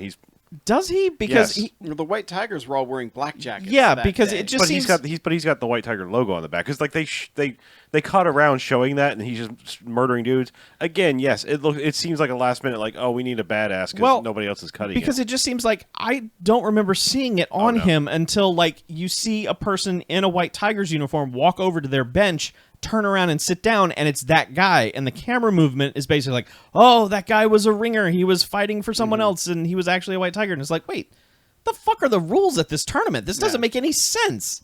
But there are like cheap shots happening all the time, and no one is calling fouls or penalties, so it's just no holds barred in this that place. one guy got so jacked in the nuts. Yeah. like Oh, yeah. one guy, like he's trying, like he's almost doing a jump that he jumps into getting kicked in the nuts. Yes. That guy. Oh, Yep. Yeah. that man has no children. But it's kind of nice because like some of the white tiger dudes are getting wrecked They along are. the way too. Like it's it's down to like Most of the white tiger dudes the get goofy wrecked. tall guy does okay until he finally gets wrecked by James, I think. Yeah. And then that other guy who's just and- wrecking and- all the dudes. And also that dude was like fighting the dirtiest too. Like he's fighting dudes and then just spitting on them, and the judge is like, I'll allow it, you know. And But the finale comes down to James and this guy who we've literally never seen before this tournament, who suddenly showed up as a white tiger, and you're like, the fuck? Like, what is this? And another weird thing too is like when they start this final match, they turn off all the lights in the gym, and you They can just still have a couple spotlights on them. Yeah, but you can still tell, like, the audience is gone. Like, they are not there. One, they're not dubbing in any sound of an audience. And two, you can still clearly see the stands. The stands are empty. Like, this is you can see filmed. the judges and shit. The judges you can see, but, like, the audience that was there is gone. They filmed this way later, and So they replaced something. yes, it's all very odd. Or it's just like a weird stylistic choice. They would have still dubbed in a crowd. You think? Yeah. Yeah. Even if they dimmed the lights, they would have dubbed in crowd, but You think like because they had crowd so this noise movie? through that entire Yeah, thing. but this movie isn't like I think they had to this is not an substitute in. auteur's piece. I think this they- is not a high budget I affair. think that dude got hurt when Yeah. he fell Yeah, on the and chip they table. needed some kind of, or they were just like, man, this last fight sucks. I think what they did is But don't you think they might have just dubbed in a crowd? That's what I'm saying. Anyway. That's what I'm saying. They didn't even do that. I think it was. But that's what I last mean. minute. If it wasn't a stylistic choice, I think they just. don't fucked you up think and- they would have Yeah, dubbed in a I crowd think this anyway? was everyone involved in this film basically never made anything before or after it in terms of whatever job they did, writing, producing, directing. I just think they were like, fuck it, we got to come up with something. Yeah, I think main racist dude hurt himself in the Chipperoo thing. They were like, okay, we'll bring in the Terry Funk nondescript big guy. Yeah. They shot a scene with him and were like, this is fucking terrible. Yeah. And then they were like, well, we'll get racist this- shitheel was bad anyway. Like, he was never good. But at least you would have seen him get his ass kicked. I think. That's Yeah. fair. Again. Yeah, I was saying like I think that because they say like you're gonna have to fight McCoy or whatever the fuck the big tall dude Yeah, guy's 'cause name if was. Johnny was not the last fight in the Karate Kid, that movie would have been fucking infuriating. Yeah. Johnny was Yeah. the one. It didn't matter if he was good or not. Johnny was the one you wanted to see his Yeah. ass get beat. But Johnny was also good. Well, yeah, like I know. and that's the thing. This racist dude, the first time he showed up, well, actually, by the second time he showed up, I was like, man, if this guy doesn't get all his limbs severed and his head pulverized, I will be disappointed in this movie. Yep. Yeah. But- Because they've set him up as that big a piece of shit. So I think the choice of the guy that he's fighting is definitely a matter of convenience because they had to, or matter of duress. But I think the way that they shot that fight, Yeah, I think was deliberate. I think when they realized they weren't going to get the crowds back, maybe they were trying to paint some sort of picture of like total concentration. Maybe. Like that's why the lights went down. So it was kind of like Yeah. I only see because then we watch a movie where it was like that was like their fucking superpower, where it was like block out everything else Probably. and like well, I know like, in the Mark Dacascos one, is that what it was? 'Cause where he fights David I'm- Bradley. I almost thinking like they that shit do happened in Bloodsport too or something like Yeah. where it was like concentrate all the crowd noise dies and it's just like I only see the opponent. They do Maybe. that in a lot of movies where things like dim around them. I think that was probably a stylistic choice because it looks cool. Okay. Well, the end fight is nondescript. Like Basically. he beats up this guy we've never seen before. But I And mean, he But starts there's to some get his good ass kicked. moves in it. Sure, but they're not cinematic moves. They are fighting tournament moves, and so they're kind of Yeah. awkward, and people are falling into one another. It's not set up like a movie fight. It's like you're watching something on the Deuce. You Yeah. know, I mean, it's Yeah, but he knocks down this the white tiger guy, Mm-hmm. and then looks over and sees that Wing is standing in the doorway, just kind of with his arms crossed, Yep. looking at him. yep. like how dare you? And then he kind of gives He a little wasn't nod. really. He wasn't giving him any expression Yeah, at all. he He's was just kind of looking at him expressionless, like, just Yeah. staring. "Huh, you're doing this." And then he's kind of like, "Huh?" Oh, yeah. And then he gets like Yeah, he gets his jacked ass in the kicked. face, Yeah. and the guy gets him in a pin where he's got his arm and he's basically about to break it. Mm-hmm. And then he looks at Wing, and Wing just kind of nods a little bit, just slightly. Yep. And that's when he flips over, and then just Pressure points him to death. yeah, No, pretty he much. just beats that dude. All right. So like he just because he's got like gloves on and stuff. He's not pressure pointing shit in that. I don't think. I think he's just like whatever. I forgot. I needed some confidence, and Wing gave it to me, so I beat this dude. Mm-hmm. And it's lights come up, the crowd's there, and it's like yay, you won. Yep. And so like everyone's kind of like hooray and running towards him, and then shit heel Tanner dude is just like no, and comes like running out of the crowd like at the With end of a Die knife. Hard with a knife. Well, you don't see he has a knife until Oh yeah, you do. Yeah. Yeah. as he's got. Oh, like, yes. running? Oh, yeah. Okay. Because there are people screaming, he's got a knife, Oh, and he's I- just rah. I thought I just saw the knife hit the No, floor. I because didn't like notice I saw that and I was like, well, this is a bad method of attacking someone because you're going to jail no matter what. Yeah. Like if you were successful at stabbing him to death, you're going to jail. If you're not, everyone saw you come at this dude with a knife in a public forum. But they sort of save the whole thing because basically Mark just kind of jacks him from the side, like fist out of nowhere. Yeah. with his He with his good off-screen arm. punches his yeah, ass. off screen punches him, and It's framed badly. it's framed badly, but like it's still pretty good. Like it's just not. It's not. It's not what that guy needed. Like if they're making the point of this guy is brandishing a knife and going to stab someone, that's when that guy needs to get acupunctured to death. Right. He needs death touch. He needs heart explode. He needs brain explode. Five-hand Whatever it takes. Like this is exploding the moment. palm- It's like palm heart he technique. tried to murder me, so I had to defend myself with acupuncture, it's- and I stopped his heart. I mean, it's kind of coming. I'll get there. But I mean, he doesn't. Not because the because other guy gets up. The other No. guy also comes at him with a knife. Yeah. is that what it is? Yeah. Okay. The Yeah. the racist guy goes down first, and that's it for him. He just Okay. goes down. There's no. anything. Yeah, The other guy, I mean, Mark took I just him think out. this. Yeah. I think that dude got hurt, and this was the best they could do. I know. So he off-screen punches him, and the best thing about this is the crowd is just kind of like running towards him and like, yay, like actually step on him, Yes. over him. Yeah. And that, yeah, I forgot the McCoy or whatever the fuck the dude's name was. Like, grabs a knife, and he has to acupuncture his arms to being dead. Yeah. Yeah, he basically he hears in his head Right. the whole you can only do this if it's If a your matter life's of in life danger. and death. Yeah. And then like the dude's just kind of like, I can't move my arms, and is still acting like he's trying to come at him, like, you know, Black Knight style and Monty Python, and he's just like, whatever, and just gives him a good like roundhouse kick in the Roundhouses face. him to death. Yeah. And then it's just like, yay, we win, and you know, cut to some time later, and he's kind of like sort of reconciling with Wing. He goes to Wing's house. Yeah. Like, hey, Wing. And Wing's like packing and leaving. And he's Wing's like, got luggage. He's out of there. And he's just like, Come on, you gotta come with me. You gave me a nod. And Wing's like, no, I totally didn't. Yeah, you promised. And James is just like, whatever, dude. I got your luggage. Get in the car. And Wing's like, what are you doing? And just basically hijacks him and takes him to the new karate place, which is in a strip mall, like you said, built on the ancient burial ground of the original karate store. And it's just they bring Wing in, and it's like, look at what we built. We built a thing. Isn't this cool? And Wing's like, not making any expression whatsoever. And then they're like, check out this banner. Yoink. And well, they it's- have him walk over and pull Yeah. the string. right. And it's like Wing and Mark's karate store. And it's like, why would you just name your place that without ever talking to the guy?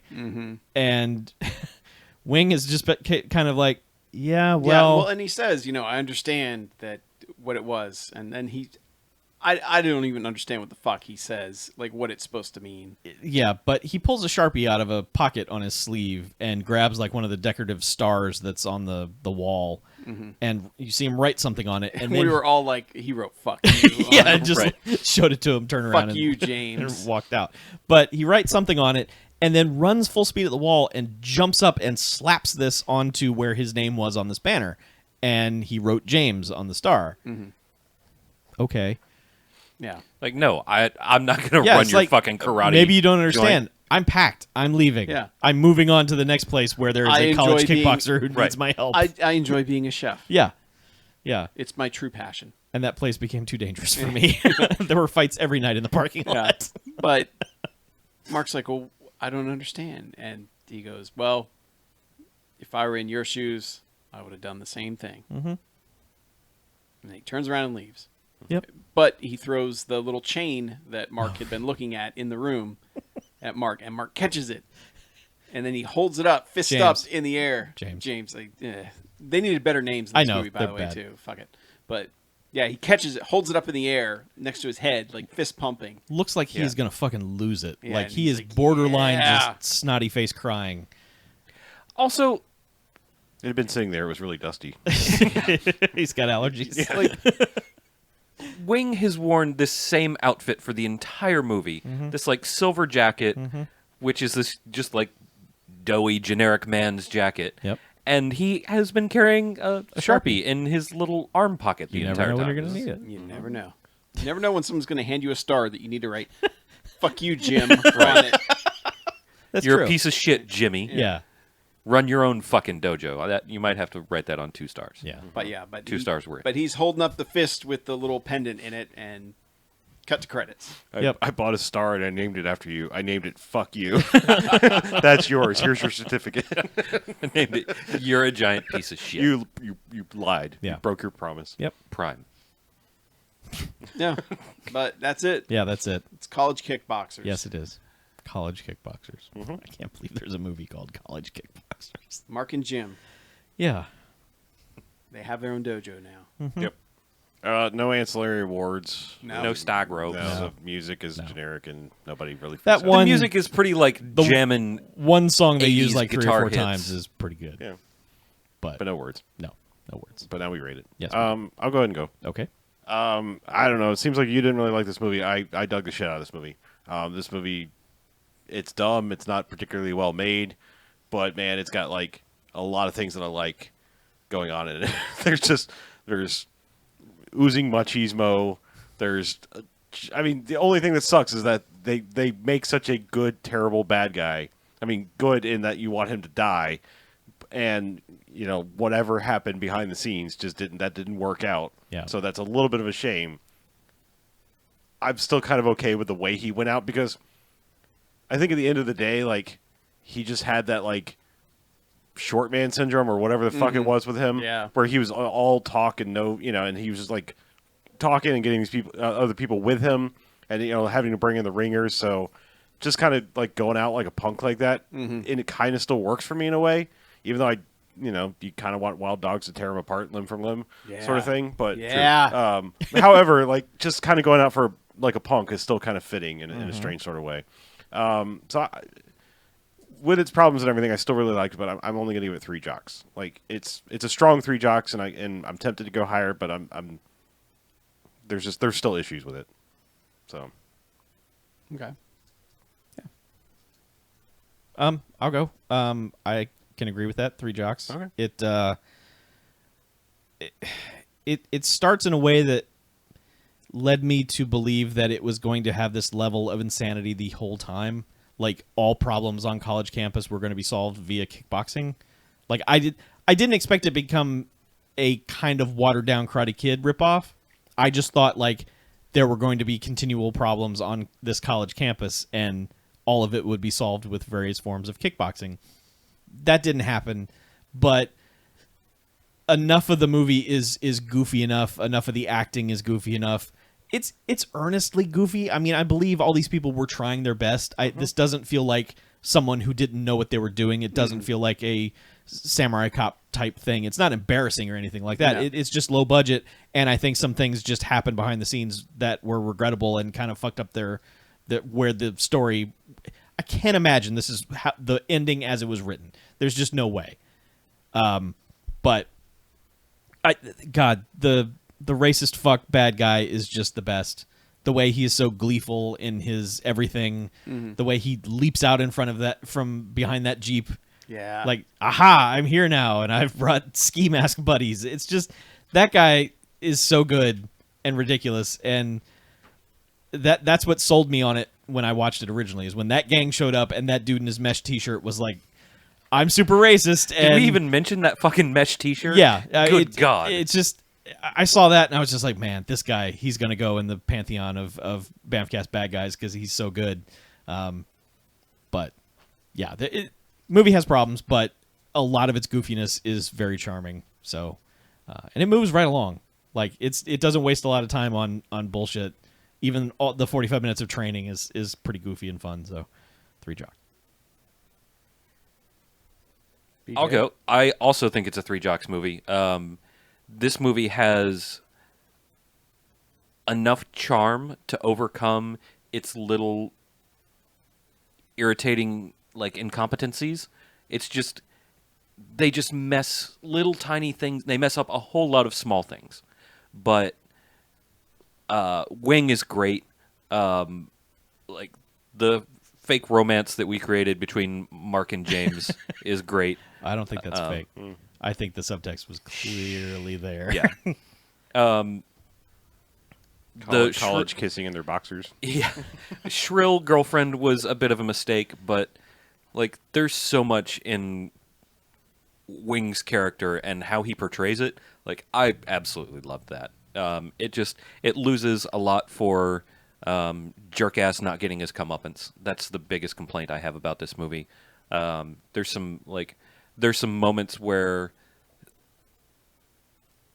a little bit of framing would have gone a long way. Yeah. Especially with that last punch from Mark, like, knocking the dude to the floor. Yeah. That would have been fucking cool. But it was just kind of good, unfortunately. It was still fine. It was just like, it's fine. Why was it was just framed like that. Yeah, they just like they knew, like, that was their best take. Yeah. And they knew they didn't have the framing, but they're like, it's the best we got, so we're just going to go with it anyway. Yeah. Or the dude hurt himself even more falling to the ground. Possibly. Yeah. But Tanner not getting fucking wrecked I mean, he did get fucking wrecked, but he didn't get wrecked for 5 minutes worth of roundhouse kicks. Yeah. Which he absolutely deserved. That guy And he never needed to worked be- again, so maybe he was seriously injured. He kind of needed to be, in addition to just being a shithead, he also needed to be a more threatening shithead. Yeah. But other than that, I mean, it's a Three Jocks movie. It's great. If you can find it, you should watch it. Yep. Yeah, I'm kind of surprised at how nitpicky you got about this. Me? Yeah. Why? I thought you were going lower. I really did. Yeah. Cuz I mean, I'm going 4 jocks cuz like honestly not kicking that one guy's ass for like 10 straight minutes Yeah. because he deserves it, but there has to be some logistical reason that didn't happen. But everything else, it's got all the stuff that I want, where it's a lead who's like a bad actor but cast because he can do martial arts, but he's also kind of goofy about it. Like he's got this weird goofy lankiness to him that doesn't feel smooth at all ever. Like No. he doesn't he never feels awesome doing these things. He plays it clumsy, but he's not. He probably has skills. Right. You Yeah. can But- tell he's got skills. But like, okay, so the first time he's doing like windmill arms and the jump up kicks and stuff like that, he's like really goofy. He doesn't get like No. Doesn't get very much He better doesn't in get the second appreciably time, better the Yeah. later. He does time. look he just goofy. always It's looks better, but Yeah. not awesome. Yeah. Yeah, I mean, it kind of reminds me of the guy in King of the Kickboxers. Hmm. It's just in King of the Kickboxers, I mean, it just has that sequence at the end where it's just like 20 straight minutes of him and Billy Blanks just beating the crap out of each other. Yeah. And that this doesn't have anything like that, which is why I can't go to a 5 with it. But I can easily do a 4 because all of just the dumb motivations of everyone, like the unclear what the hell, like how she's suddenly all impressed with him just because he learned about acupuncture and and she didn't even know that before she was fucking way into him. Yeah. It was Well, she was so furious at him because he was interested in martial arts. That was like a death sentence. That was like, fuck you.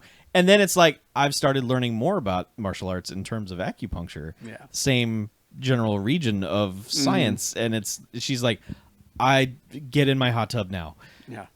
Yeah, I love all that, like the never really explained wing, like you can't fight for anything. You can learn all this stuff, but there's no reason you should. It just it's kind you of shouldn't go out seeking a fight, which is Yeah. fair.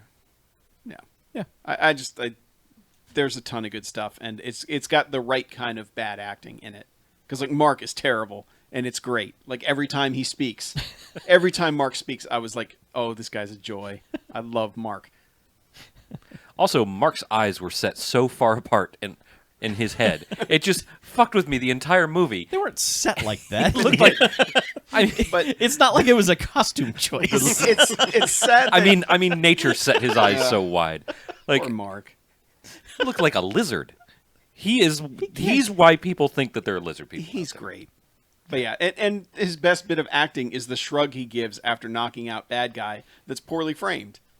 Like Yes. they don't even shoot that right, but when he takes him out, there's a shot of him just doing like the Okay, we were not fair to Mark here. Mark was in Dragon Fight. What? Mark was in Dragon Fight. Mark did we was not see also that? one of the characters in Pit Fighter, the video game. Oh shit. One of the digitized Oh, wow. characters Yeah. in That's Pit a- Fighter. That's an accomplishment. We right there. we glossed over Mark's resume, and that He we was shouldn't have done Ty that. from Pit Fighter. Yeah, So our two main heroes, Uh-huh. or two of our main heroes, BMFcast alums. All right. But yeah, I mean, this is a lot of fun. I absolutely. You I should just- definitely seek this out. I didn't have any of the nitpicks that you guys had about like the crowd going away or any of that. Like, I didn't care. I didn't mean for it to come across as being nitpicky. I meant it in like, it seems like the last 20 minutes of that movie were an emergency reshoot, refilm, everything. I was just trying to convey that something clearly went wrong somewhere. Yeah. There's no way that had to have been what they envisioned because they were clearly building to something else. And when two mystery characters show up in the last reel, Yeah. and You the know. first mystery character is not the finale villain, and then they bust out another mystery character after that, it's like, wait, guys, what Yeah. the hell are you Well, doing? I mean, the whole thing has the feel of, somewhat like my Miami Connection, where it's like, hey, man, we got a bunch of guys at the dojo who want to make a movie. yeah. And that guy's worked in movie. Like, that guy kind of knows some movie stuff, like Mm-hmm. where to get film and all that and how to shoot it. Like, and to hire a cameraman who knows what he's doing. Yes. Like, it's got that kind of feel to it. It does. It does. Yeah. Yeah. Does anybody know how to load the film in this thing? We got the film. Mm-hmm. Where do we put it? Not anymore. Yeah. No. Yeah. But yeah. No, definitely worth seeking out. Yep. All right, well, let's take a break, shall we? Okay. Okay, Gil. I'm Jill. Years. How do we keep talking about these movies for so damn long? I don't know. Awesome.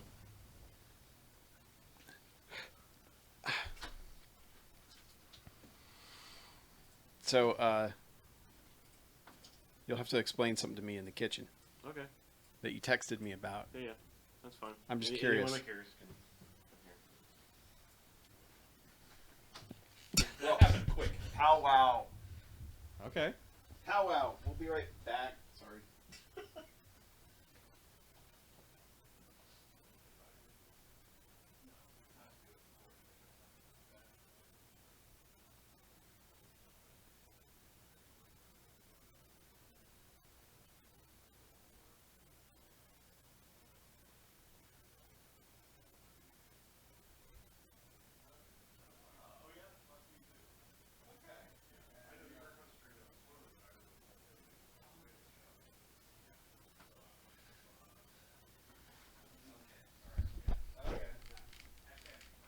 Okay.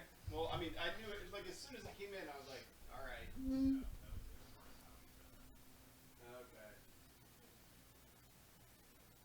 Yep. There's so people have everybody has a way to learn.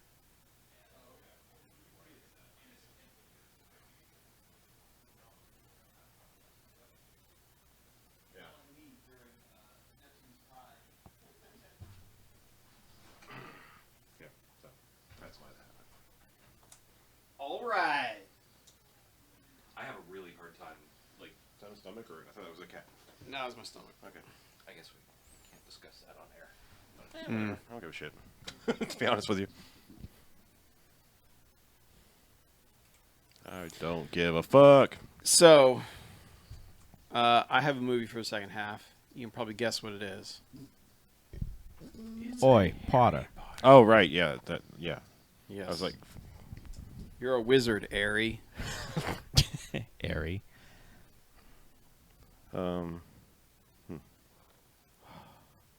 Anyone else? I mean, Did you I have, watch I movies? watched 3/4 of a movie that I talked about before, but I kind of want to I want to reiterate something. I don't think I was strong enough about the first time. So just a quick thing, very Okay. quick. I love that, like, suddenly, I don't know what you guys did on BMFcast Extra, but there were like 4 emails for BMFcast Extra. Well, about summer The kids. first ones started to hit the main Yeah, the feed. first camp thing went on the main feed, and We've been begging for camp stories the whole time. we were so- like, Oh, okay. we're like, yeah, we're from I've Florida. not kept up on those. Yeah. If we went to camp, it was like 3 days, and then you died. yeah. But yeah, don't- you got malaria, and then you came Okay, back so to people life. are sending camp stories. Yeah, We so were just you- like, it's such a foreign thing to us because where we live, it's like I went to no. Boy Scout camp like 5 years in a row. I For can how tell you long? camp stories. A Like, week. and where? Yeah, but like a week. I mean, these are like camps of like go 8 for weeks. a month. Yeah. Oh, like, really? or yeah, the I entire never did summer. any like that. But, Yeah. Where was this? Camp La Noche, which is in like the Osceola Forest. I Holy believe. shit. Okay. Yeah, I mean, I was gonna say I've been to camp for like a few days, but that's like Yeah. by the end you're but like, this was oh like- please God. This was like tents, but they were basically open. You know, like they had cots in them, but you had to bring your own mosquito netting and Oh. frame and all that. And, Okay. you know, your sleeping happening? bag and all that for the week. All of a sudden, it just shit went loco on the live stream. Don't you know I'm loco live stream? But yeah, you don't have to read any of those. We're gonna do those on. It looks like it's still streaming to me. Yeah, and it just I don't know, dropped a bunch Yeah. of frames for a second. Okay. Yeah, I was just thought it was. I was like, what the hell? There's like. It's because those the first 2 hit the main feed, and Okay. and it's when we started, begging for camp stories. So Yep. I think the best camp I ever went to was, best and worst because I told you about part of it, but like the trip down the river because mosquitoes and shit don't bother you when you're swimming most of the time. that's true. Because they can't. Yeah. I mean, I now hate pickles because of that, but that's a whole other story. Oh, that What? story. I remember that story. Kill that roach. Get out my bag. Thank you for my bag. Hey, cat, get in here and kill that roach. Eat it. It did. Save us from this room.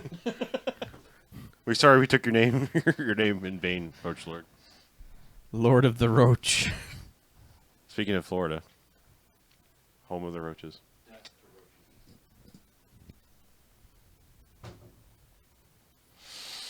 don't know why I did that, but I squished that bug between my fingers inside that toilet paper. It was super gross.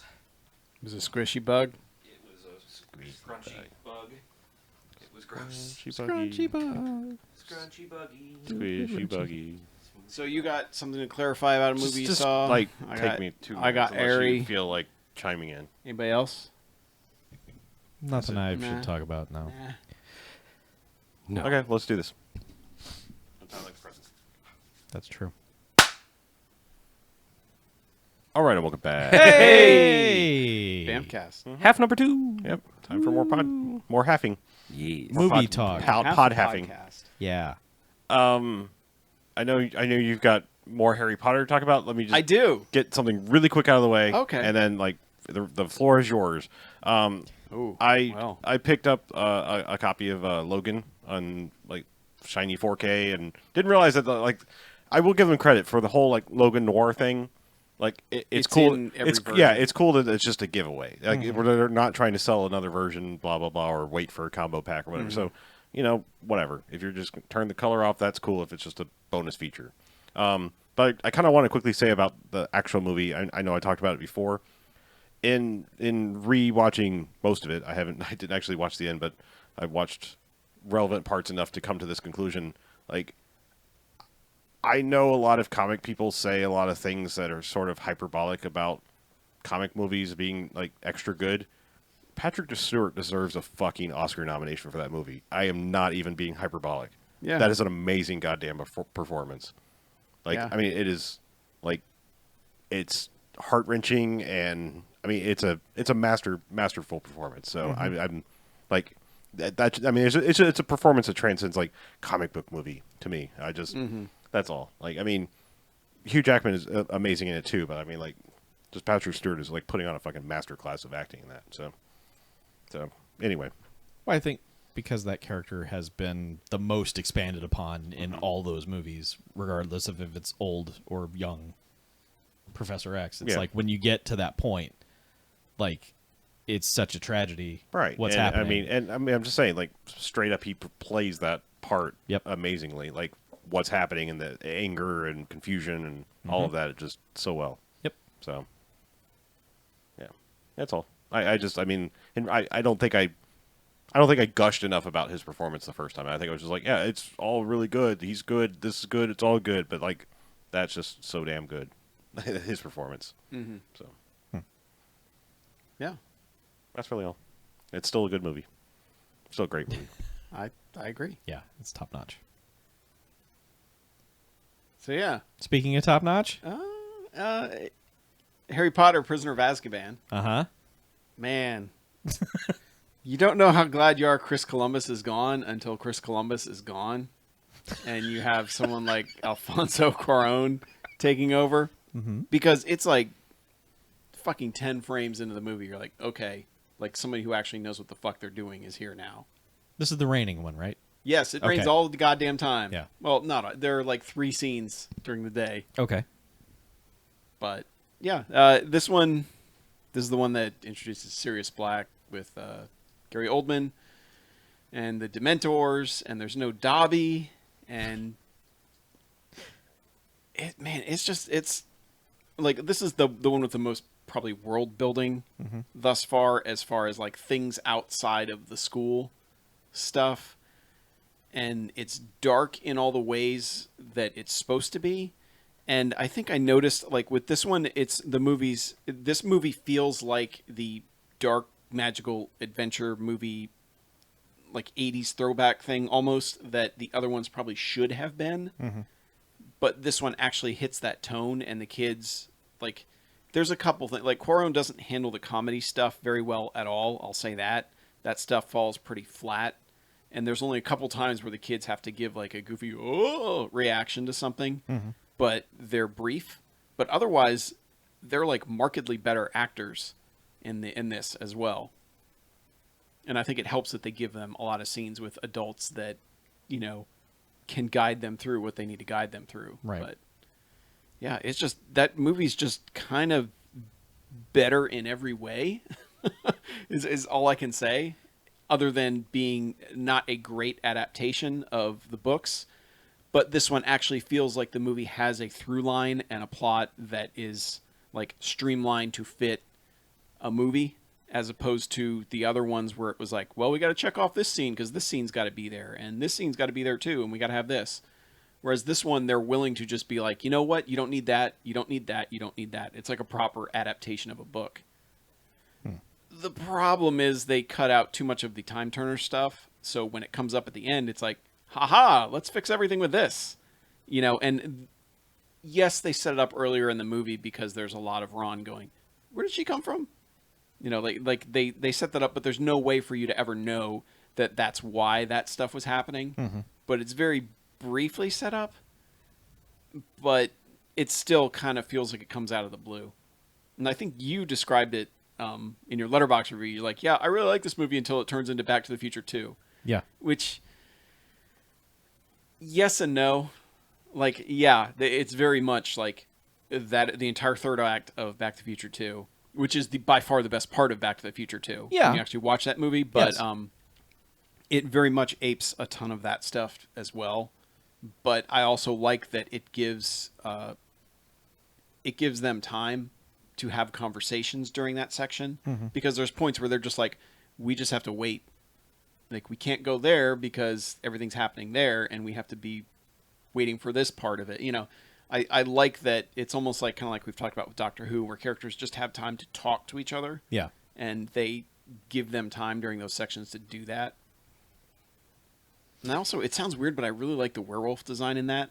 Like, it's a weird, super lanky, like really long arms, and it's not a great effect, but I like the character design of it. But the execution is kind of iffy. But aside from that, like, also the effects are way better done in this. Like, they all feel really good. Well, 3 And years later, I mean, there had been some time. Yeah, well, I mean, even in the second movie, it's kind of like, And I also like that the Quidditch is like, yeah, whatever. Like, it's there, but the scene is just like, it exists to have something happen to Harry, basically, that wasn't supposed to happen. Is this the first time that you see the animated newspaper with Gary Oldman screaming Yes. on it? Oh, yeah. This is the first instance of Yes. that. God, 100%. that made me laugh every time I saw it. It's just whatever animated GIF picture they have taken of him for this newspaper, where he is just screaming his face off. Yeah. And it's just like, man, if I could have that on my wall, like actually animating at all times, just Gary Oldman just screaming his head off in whatever prop this is. That's the best. Like, watching this movie the entire time, I was just like, man, that's the best. Keep showing that. I could probably make that happen for you if you really want to. Cool. Yeah. Just saying, not that hard. We Yeah. have technology these days. But there is one thing that kind of strikes me is, and the book does it the same way, but it still bothers me, is there's a part near the end where the adults know what's going on, but the kids don't. And they're all in the same room, and the adults are having this conversation about, and they get really vague. They're like, well, we have to we got to kill him now. We got to do this. And they never say, like, it's one of those cases where it's like, just say what you're talking about. Don't do it for, like, it feels like it's cheap dramatic effect. Yeah. Because it's like, oh my God, they're going to turn on Harry, you know, and it's like, no, it's not that. And it's just the way it's presented. It's like, okay, kids, listen, here's what's going on. It takes 5 seconds to explain what's going on, but instead they make it sound like they're about to kill, they're about to kill them, when that's not the case at all. Well, this is the third movie. They're what, 14 now? No, yes, something like they're Because you they'd start they'd when be you're 13 11, year-olds. right? Yeah. Yeah, okay, they'd be so they're 13-year-olds. 13, 14. They look a little older already, And when they're- we get to this one. Like, at that point in your life, especially with what these kids have gone through already, they understand some life and death shit. You can explain that to those the kids. adults should have been like, you kids, you know what's up. Here, let's fill you in. Right. But yeah, I do remember that kind of being a cheap trick of just like, come on, guys. Just say the thing. Yeah. Make it easier on everybody. Yeah, but this one, I just, though it falls as a very weird adaptation to me, because it feels like they trimmed what they needed to do to make a movie that's, it's 2 hours and 20 minutes, I think, where it's kind of like, all right, you've figured out how to get that part, but you've also done a poor adaptation because it feels like in watching it, you have to know a lot of stuff going in from reading the book, or it's kind of like, well, that doesn't make sense. Why are they doing that? Whereas the book, as always, is clear about everything, or at least has set up enough hints to things that when they show up, you're like, oh, okay, that makes sense then. And you can't keep using this little thing to solve everything because there's a consequence to it. Whereas the movie doesn't even explain that. So it's kind of like you watch the end of the movie, you're like, well, man, why did they just use the time turner for this and this and this and this? Yeah. But it's also in watching it, I knew where it was going. So my wife was really into it. And then when they have to basically execute Buckbeak, she turned on it hard. She's like, I don't like this movie anymore. And I couldn't be like, just wait. They're going to travel through time and fix everything. I couldn't get there, but there was even a point right before that happened where she's like, I don't even care anymore. And I'm like, get over it. Don't worry. Get over it though. Yeah. No. Yeah, I just But don't it have is enough like- to add because I haven't watched these in a long time. And I only really noticed one long take scene in the very beginning when Ron's dad tells him about Sirius Black escaping and coming for him, and which surprised me because it's like kind of Corran, like that's become his thing now. But it was also a different cinematographer that I don't think he'd worked with him before. Yeah. On that one, and big budget thing, you only have so much freedom to do what you want to do, but I like it. It's way better than the first two. I'll say that. As far as a filmmaking, look at this looks great movie. It's definitely a lot more assured a film than either of Chris Columbus's. And didn't you text me while you were watching it that John Williams suddenly started giving a fuck? Yeah. There's a lot of like the kind of music he uses whenever whenever they talk about the Ark in Raiders of the Lost Ark, that kind of like that really good spooky music. Yeah. There's a lot of that in this, and it doesn't feel like he's recycled anything. Like I actually had to look up that it was John Williams because I know you had said like the series gets better musically once he's gone. That's what I think, yeah. Yeah, and I was like, so who did do this one? I looked up, I'm like, holy shit, John Williams still did it. But then I realized it was one of the off years for Star Wars, so that was probably what was going on. He had some time. Yeah.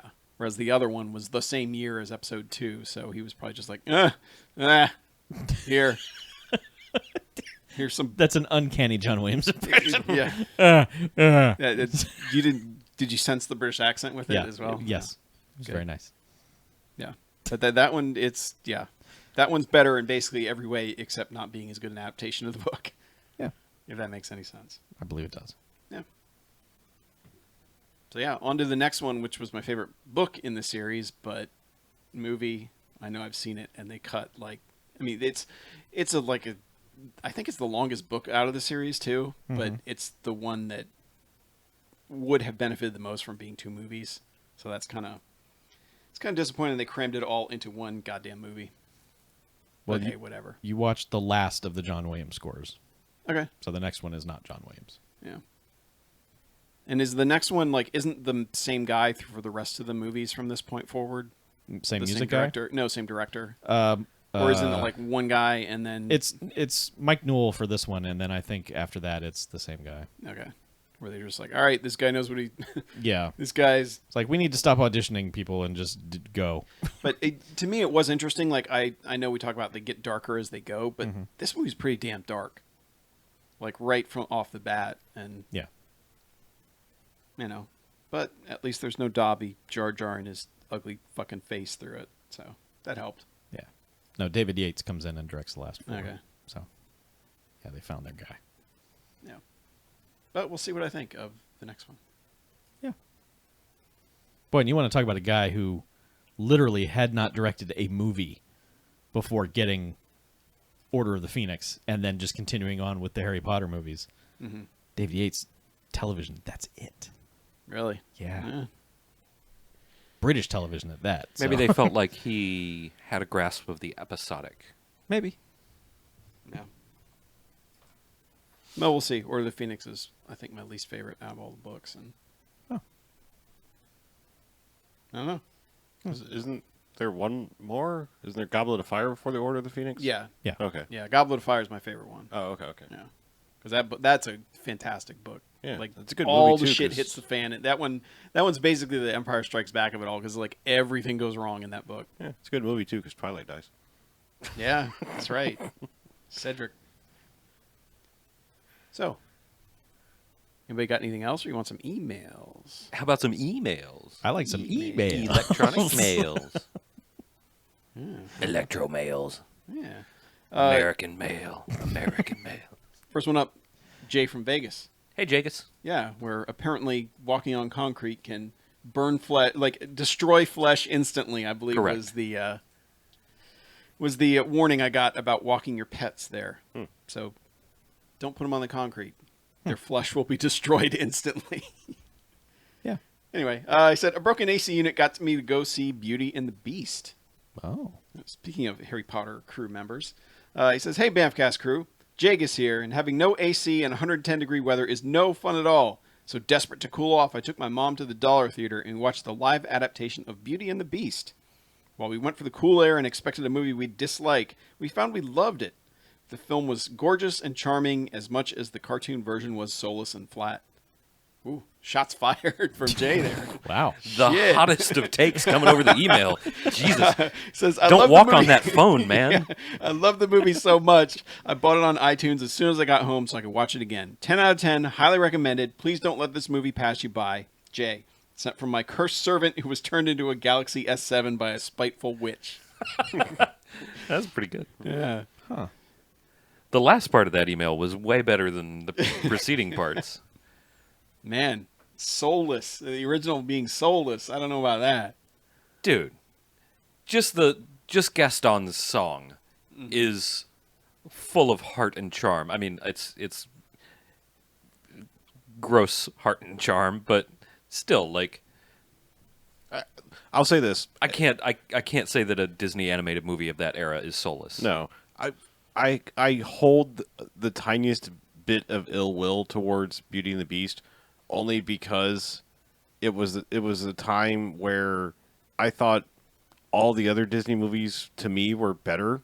Like I liked Little Mermaid, Aladdin, and Lion King better than Beauty and the Beast, and that's the one Sure. that got the Oscar nomination for best picture, not animated, straight up fucking best picture. And I was like, that one. Like, That's because when the there were- Academy wants to fuck a lion. Then when there were 5, like I mean, it wasn't even like the 10. Like we'll just throw some weird shit in there Yeah. to get you excited. Like that was the only thing. Like to me, it's like how everyone went nuts for Frozen. I'm like, that's the least of all the new ones. I'll tell you, the theme song in for Beauty and the Beast It's good. I don't dislike is, Beauty and the it's Beast. not it's not the worst song in the world, but it's not very good. Like it's easily the worst song. Like the theme song is the worst song in that movie, and is probably the worst of that era Disney songs. But there were some really fucking good ones around that time. But that being like soulless and garbage, I can't agree. I don't. Yeah, no. I mean, like I said, I don't dislike it. It's just it's saying like it always just kind of irked me a little bit. sure. It was like, man, Lion King is so much more a best picture kind of thing. 'Cause that's Absolutely. fucking Lion King is amazing. magical. Yeah. Anyway. Anywho. It's weird. That's definitely an unpopular opinion, and you have a right to have it, just not near me. Yeah, I don't think any of us has seen the live action thing, so I got nothing to add to that. All of the stuff looked really creepy. You know, like the teapot and all that was like, it all looked like it came out of Dark Souls or something. Where it was like, I understand they're all cursed objects, but holy shit, man. Yeah. Yeah. I don't know. I guess my thing about it is just like, I kind of, it's being a dick about it, but I'm just rejecting all of these, like Disney just going through their catalog and live action all of their shit.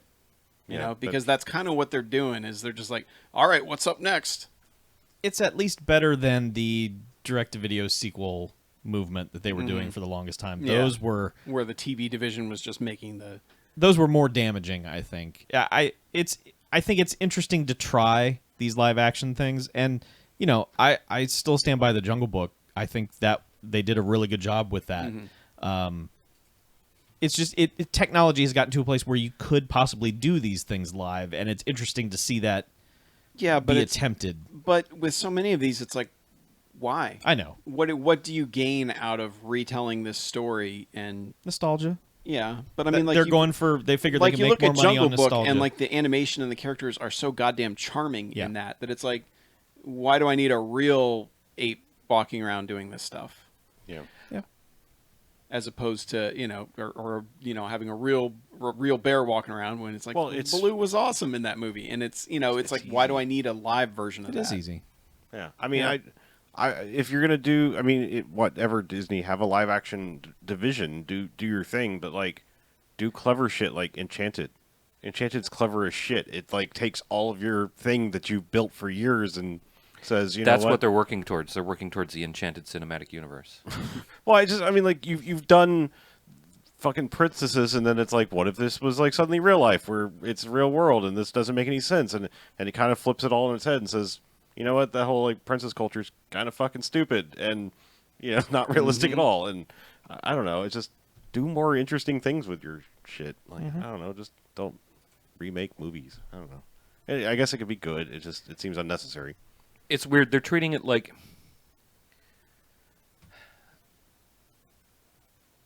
this analogy has been just stuck with me for like I've been relating everything to like musicians performing the same song over and over again, or different musicians performing songs different ways. And that's almost how they're treating it. It's like, this is sheet music, and we've recorded it once this way. Now we're going to record it once this way to see if people are interested in it. And I guess people are. So I don't care one way or the other. I mean, obviously they're making money, or they wouldn't keep doing this. So, it just, to me, it feels like a little bit of a shame. I mean, I'm not one of those people like, why are you doing this? It's dumb. Well, you know what? Then you need to make people stop seeing it, and what you're not going to change people from doing that. It sucks that it feels like they're wasting opportunity to do original things that are cool. Like, I mean, there have been good Disney live action movies. I mean, I believe Holes is a Disney movie. I think so. Yeah, I'm pretty sure that's Walt Disney's. Yeah. Yeah.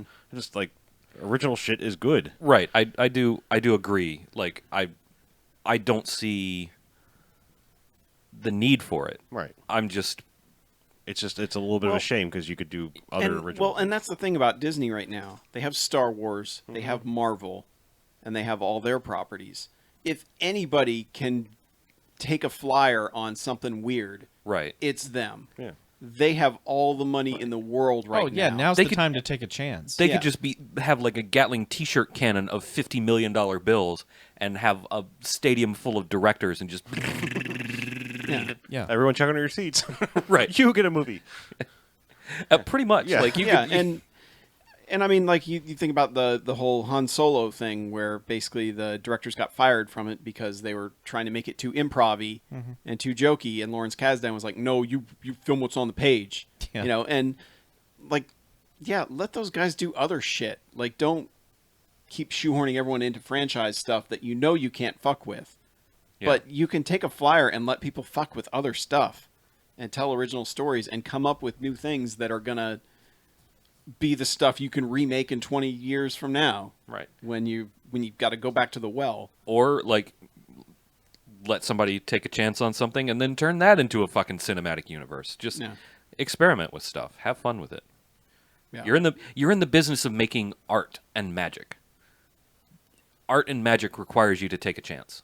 I mean, yeah, Disney has a fuck ton of cash right now, but I would say, you know what? Maybe don't mass market the next Star Wars because you don't have to. Maybe shave $50 million off your advertising budget because it's fucking Star Wars. People know they're going to go see Star Wars, and make another movie. Yeah. Make a $50 million movie. See what you can come up with. Come up with something crazy batshit off the wall. But they don't even have to. That's the thing about fucking Disney. I know. They have all the goddamn money at But this point. spend it. Do Yeah, something with yes, it. I agree. I'm just saying, like, they don't. I'm saying they don't Well- even need the excuse to spend. Yeah. 50, they don't I need just somebody like, to my bean thing is counter they're to not trim 50 sowing mil. they're not sowing seeds for the future. Yeah. because sooner or later, like pretty much soon, people are going to be like, okay, you're live action Lion King, whatever, you know, and pretty soon they're going to get to like, oh, live action Hercules, your version of Hercules, you know, and people are going to be like, Yeah. I don't give a fuck about that. Yeah. You know, they're going to like that stuff's going to run out. Like, Yeah, at least Jungle Book made a little bit more sense because it's a really old film. Beauty and the Beast is like, it's not that old. Yeah. Like, Well, with Jungle Book too, you can do spectacle with it. You can do live action spectacle. Beauty and the Beast, it's like it just looks weird no, because You've these got are you've got that one. animal people. Yeah. Well, you've got the one. You've got the one musical number with all the dishes and shit, and that's your like one tiny piece of spectacle. I can't remember the name of the fucking song right now. be our guest. Be our guest. Thank you. That's what you've got for spectacle. Is Theater be our guest, critic and you're done. BJ would like you to know about this song with Yeah. all the dishes and shit. But I mean, Correct. it's just everyone's talked about how Hollywood has no middle tier anymore. You're Yeah. either making a $200 million blockbuster or you're spending $10 million max on a movie, and we need that middle tier of just like, you know, the people that can make John Wicks. You know, Yes. because John Wick is not a cheap movie, but it's not a not a CG huge, yeah. packed, we destroyed the city blockbuster type thing. Yeah. You know, and we need more of that. And if anybody is in a position to do that, it's Disney, and that's what's frustrating is they just will not whatsoever. Disney's John Wick. starring the candle Diswick. from Starring Beauty and the Lemieux. Beast. Yeah. Thing is like Disney Wasn't could it Lumiere? Lumiere. That's right. I was thinking of the hockey player. Sure. Disney could make whatever they want, and if they hype the shit out of it enough, they will at least make their money back on it. And at most, they have a runaway smash hit that they've told everyone they need to see because it's a Disney thing.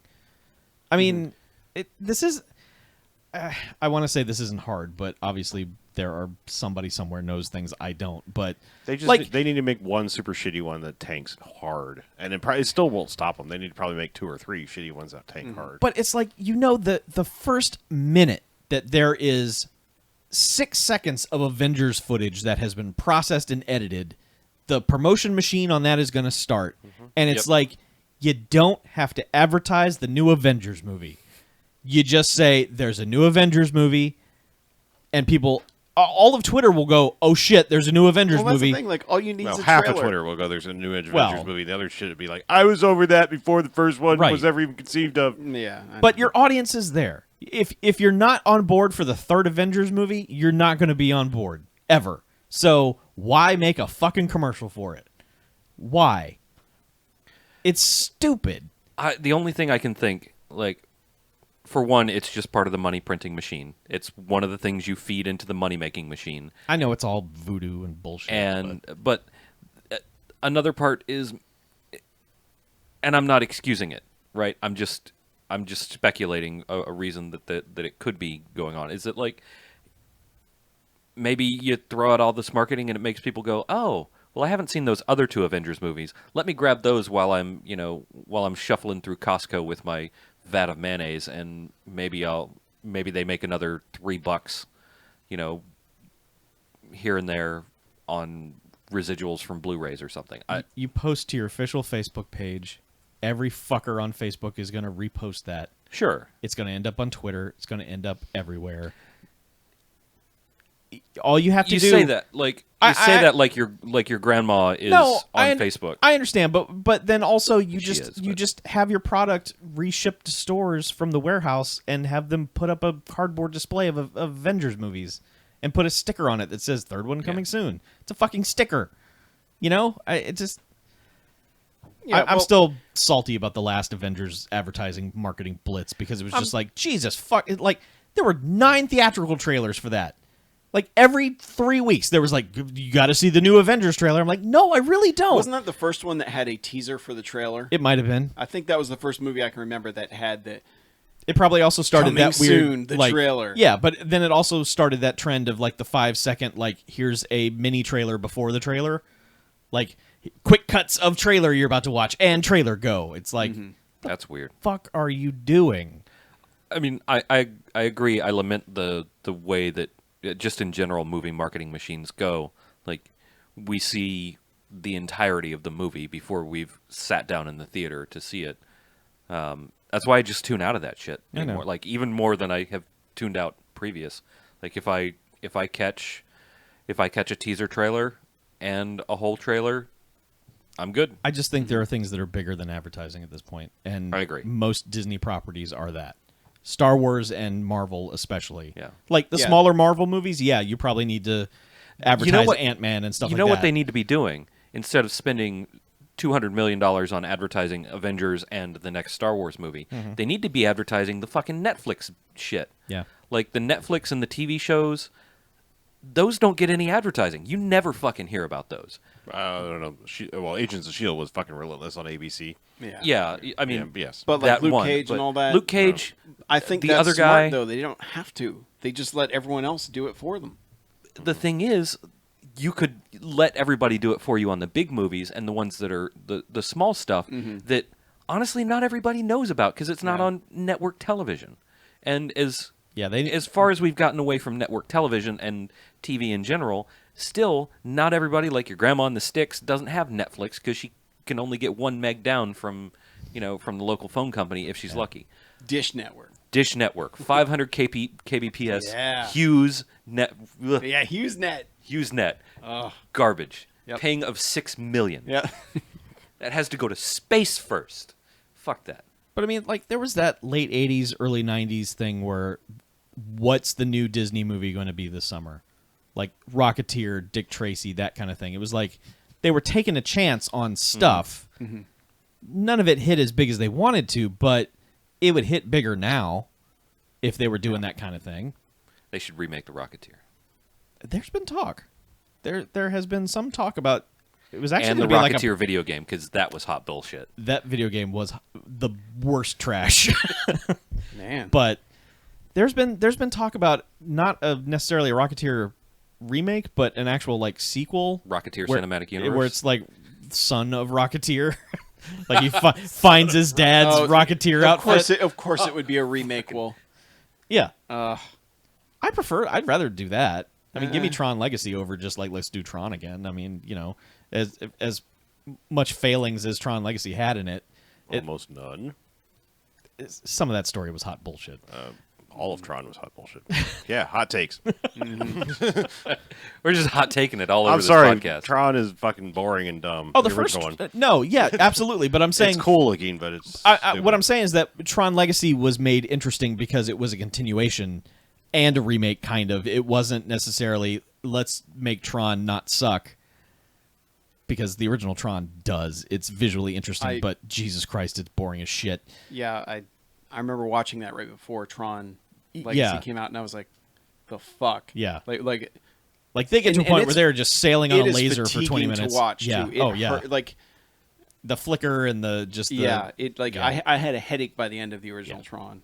So Yeah, if Tron Legacy had been let's do Tron again, it wouldn't have been as cool as hey, you kind of remember liking Tron, maybe you like the idea of Tron, let's build on that. Yeah. That was more intriguing than doing another Tron. Anyway, what the fuck were we talking about? Beauty and the Beast. Okay, yeah. Beauty Fuck that. and the Beast. Yes. yeah, just Dishes and shit. side note to that I just want to mention, as far as like trailers and promotion and giving stuff away. Book of Henry. Oh my god. I saw the trailer before Guardians and was like, yeah, whatever. It's a smart kid who's paying Naomi Watts' bills while she plays video games. And oh no, there's something going on with Hank from Breaking Bad next door and the girl.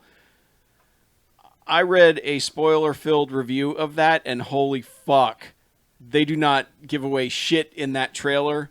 And that, oh my god, I kind of have to see that movie, despite everyone going, this movie is atrocious. Yeah. But it sounds atrocious in the whole, like, what the fuck are you doing swinging for the fences atrocious. Yes.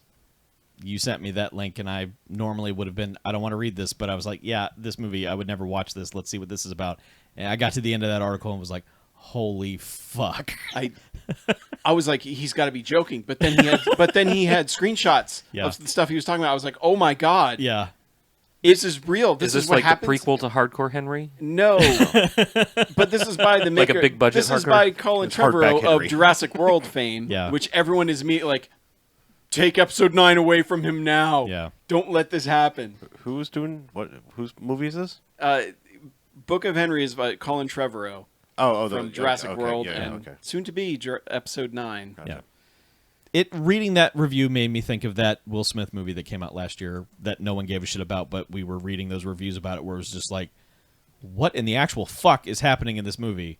Like the one where it's just so mean-spirited about like this guy's wife died and then this company decides to just fuck with him over it to pretend like they're the ghosts of Christmas or some shit, but they're not. They're just like insurance agents. Collateral Beauty? Yeah, that. Oh, yeah. It sounds like that. When you read the actual point-to-point what's happening in that movie, you're like, I can't believe someone agreed to make that. Yeah. I mean, need to see both these movies. We shouldn't make fun of it because this is the shit where we're like, yeah, man, they should be trying other stuff instead of big blockbuster things. But wow, maybe not this. Yeah. Magical realism only goes so far, guys. I don't know. I've never seen either of these. I guess I need to check something out. What is this? Book of Henry came out like Friday. Last okay. Friday. Yeah, it's brand new. Yeah. Well, I don't want to read a spoiler-filled review of it. Yeah, you do. No. We need to do it for BMFcast. Yeah. They must not read anything about this movie. Okay.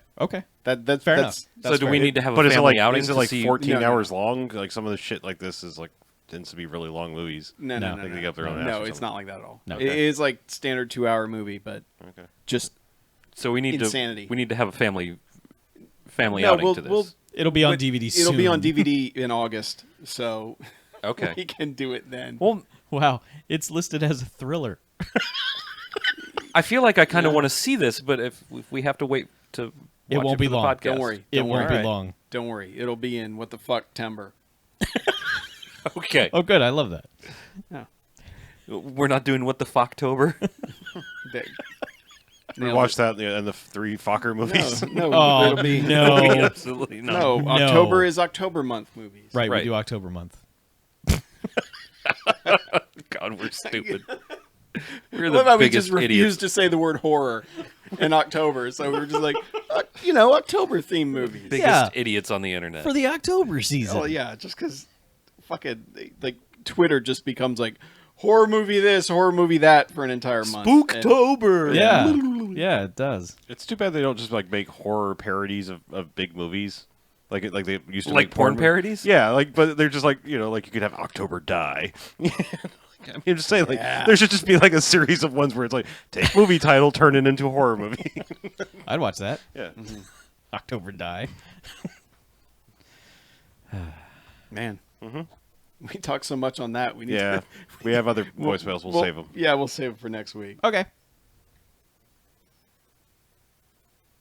Contact information. We just all got really quiet for a second. Yeah, I guess this is the part where we do contact information. So email us, bmf@bmfcast.com. Go to the website, which is bmfcast.com. Check us out on the Twitter at bmfcast. Give us a call on the Garfield phone, 910-5-JOCKS-BMF or 910-556-9263. He hasn't ringed in a while, so... He has. We just didn't get to it this week. Okay. Yeah. No, we got a... No, you sent a voice. We got a M4A file. right? MP3 an M4A. is Someone bypassed Garfield God to go damn it. directly to our ears. So ring up Garfield and let him know you like him. Also, check out our Patreon. Just weird noises in the house. Don't worry. Also, check out our Patreon, patreon.com/BMFcast. And we do a whole bunch of extra shit over there, which is piling up day by day. There's like 600 years of content already. You could never listen to it all. That's how much there is. Right. But you should try. I don't know how we make it all. We must have a time turner. So there's just a shitload of content for patrons, and we really appreciate those that support the podcast. It helps us, quote unquote, keep the lights on in the studio, as you will, so that we can continue doing this at significantly lower risk to our own personal coffers. Yes. So we really appreciate it. It helps out a lot. And I think that's about it. Cool. Cool breed. Yeah, All right, man. cool breed. Yeah, all right. Let's get out of here, shall we? All right. All right. I'm Harlow. I'm Mackie. I'm BJ. I'm Chuck. And this is BMFcast out, girl. See What? y'all next week. All right. We're going to play some bongos. Smoke a little reefer. All Play right, bongos. all right, all right. I'll play your bongos, girl. Doot, doot, doot, doot, doot. Is that That- your, your bongo sound? That's a good bongos. Man, that makes me think of bongo jeans. doot, doot, doot, doot, doot. Yeah. Bongo jeans. God bless America. Yes. Or whatever country made those. I believe it was the Probably. Congo. Probably, yes, probably Bangladesh. Mackie, I want to give you a heads Bangladesh. up here. If you want to take the wife up to Amelia Island, there's a theater that's actually showing Goblet of Fire. What? There's a 7-screen theater in Amelia Island that is running the Goblet of Fire. Why? I don't know. I went to Google it to get to the Wikipedia page, and it was like, local showtimes. And I'm like, what the shit? They're probably doing like a Harry Potter movie every week during the summer. I guarantee Maybe. you that's what Maybe. it is. But yeah, it's 4 o'clock and 7:15. If you go up there, there's the Fernandina Pinball Museum. Yeah, the wife will love that. Yeah, I'm sure she would. You can send her. You can send her to the shops. Tell The just shops. yeah, there's shops up. Oh, in pop down to Fernandina. the shops. Oh, eh? you go Boy. just Tell her there's a rare succulent shop in the shops in Fernandina. Succulent And then Get your pram and pop Trust on me, down to the don't shops, worry. eh? All right. if there's one, she'd find it. Oh, yes. okay. And she would spend hours in there. And hundreds of thousands of dollars. yeah, she'd find a rare one that's $150 and fits in the palm of your hand. Yeah, for a plant that's the size Yeah, and well, yeah, and she'd be like, the striations on these are You gotta love it's the very unique. striations. It's and I'd be like, all right, yeah, cool. It looks like a plant. You're That's showing generally everybody like your purse. how like I realize what I sound like if I ever talk about a video game in front of her is the exact same way that she sounds when she talks about plants in front of me. Yeah, where it's just like, well, and she always expects me to remember Oh god. like which one was which. She'd be like, oh well, you know, it's the Echeveria or like that, and I'm like, oh yeah, yeah. She's like, yeah, but you remember the striated Kalanchoe was that? And I was like, okay, yeah, that one. You know, but it's just like me where she's like. Yeah, the styrofoam calico. Yeah, It's where really she'll good. walk in, she'll be like, "Are you playing the sword game again?" I'm like, "It's called Neo."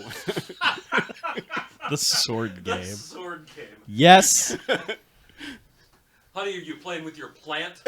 Yeah, I'm like, "Yeah, the plant. That's I like that plant. Good plant." Yeah, my wife is driven crazy. She Is she getting into the succulents? no. She's got the BritBox app, which is her BritBox. It's all the BBC streaming shows. Oh, okay. So she will be excited about streaming a show, but the problem with British shows is that they run for like 3 episodes and then they're done. So I'll come in like, you know, it'll have been a couple days and I'm like, "Oh, are you still watching that Scottish procedural?" And she's like, "Ugh, this is the Irish one." And I'm like, "Oh, okay, sorry. I didn't get an update that you were switching over to this other thing." They sound the same. Also, all of those like BBC shows have names that are just not memorable. At Oh all. yeah, it's like it's just name of hill where the show Right. vaguely It's- takes place. it's the Well, another one the that's just vicar like, of Tannery Hill. yeah, or there's like And- one that's like criminal investigation. You know? Yes. and then there's like the priest of Flannery Hill. And Oh, Tannery Hill and Flannery Hill, yes. right. Well- and then there's the show Tannery Hill and Yeah. Flannery Hill, which is a procedural cop drama. Yeah. It's all very confusing. And then there's Tannery and Flannery about 2 wicked, priests who, Yeah. Right. Filthy buggers. who just are always drunk all the time. No, that's actually Father Ted, which is an excellent Oh, series. right. Yes. If you have a chance, if you've never watched Father Ted, it's 3 seasons of the funniest shit. Mrs. Brown's Boys is like my favorite show, my mom's favorite show of all time. She absolutely loves Mrs. Brown's Boys, which is, I think some of the same people did that one too. Oh, That's another BBC one from there I had not heard of that. that's like people misbehaving horribly. Ah. Okay. I like the young ones. Watch that. That's a good show. I love Are when- You Being Served? Yeah. Is excellent. Keeping Up Appearances. See, you all right? Did you fall in? He's dead. Did you die? Nope. No, he's all right. I hear bodily functions. But, like, Are You Being Served and Keeping Up Appearances, you would have no idea that those are, like, shows if you didn't. It just sounds like somebody I know. generically, Yeah. like, just write a phrase down on a piece of paper. I love that they will do a thing where it's like 20 years after Law and Order has been on that they start making their own Law and Order.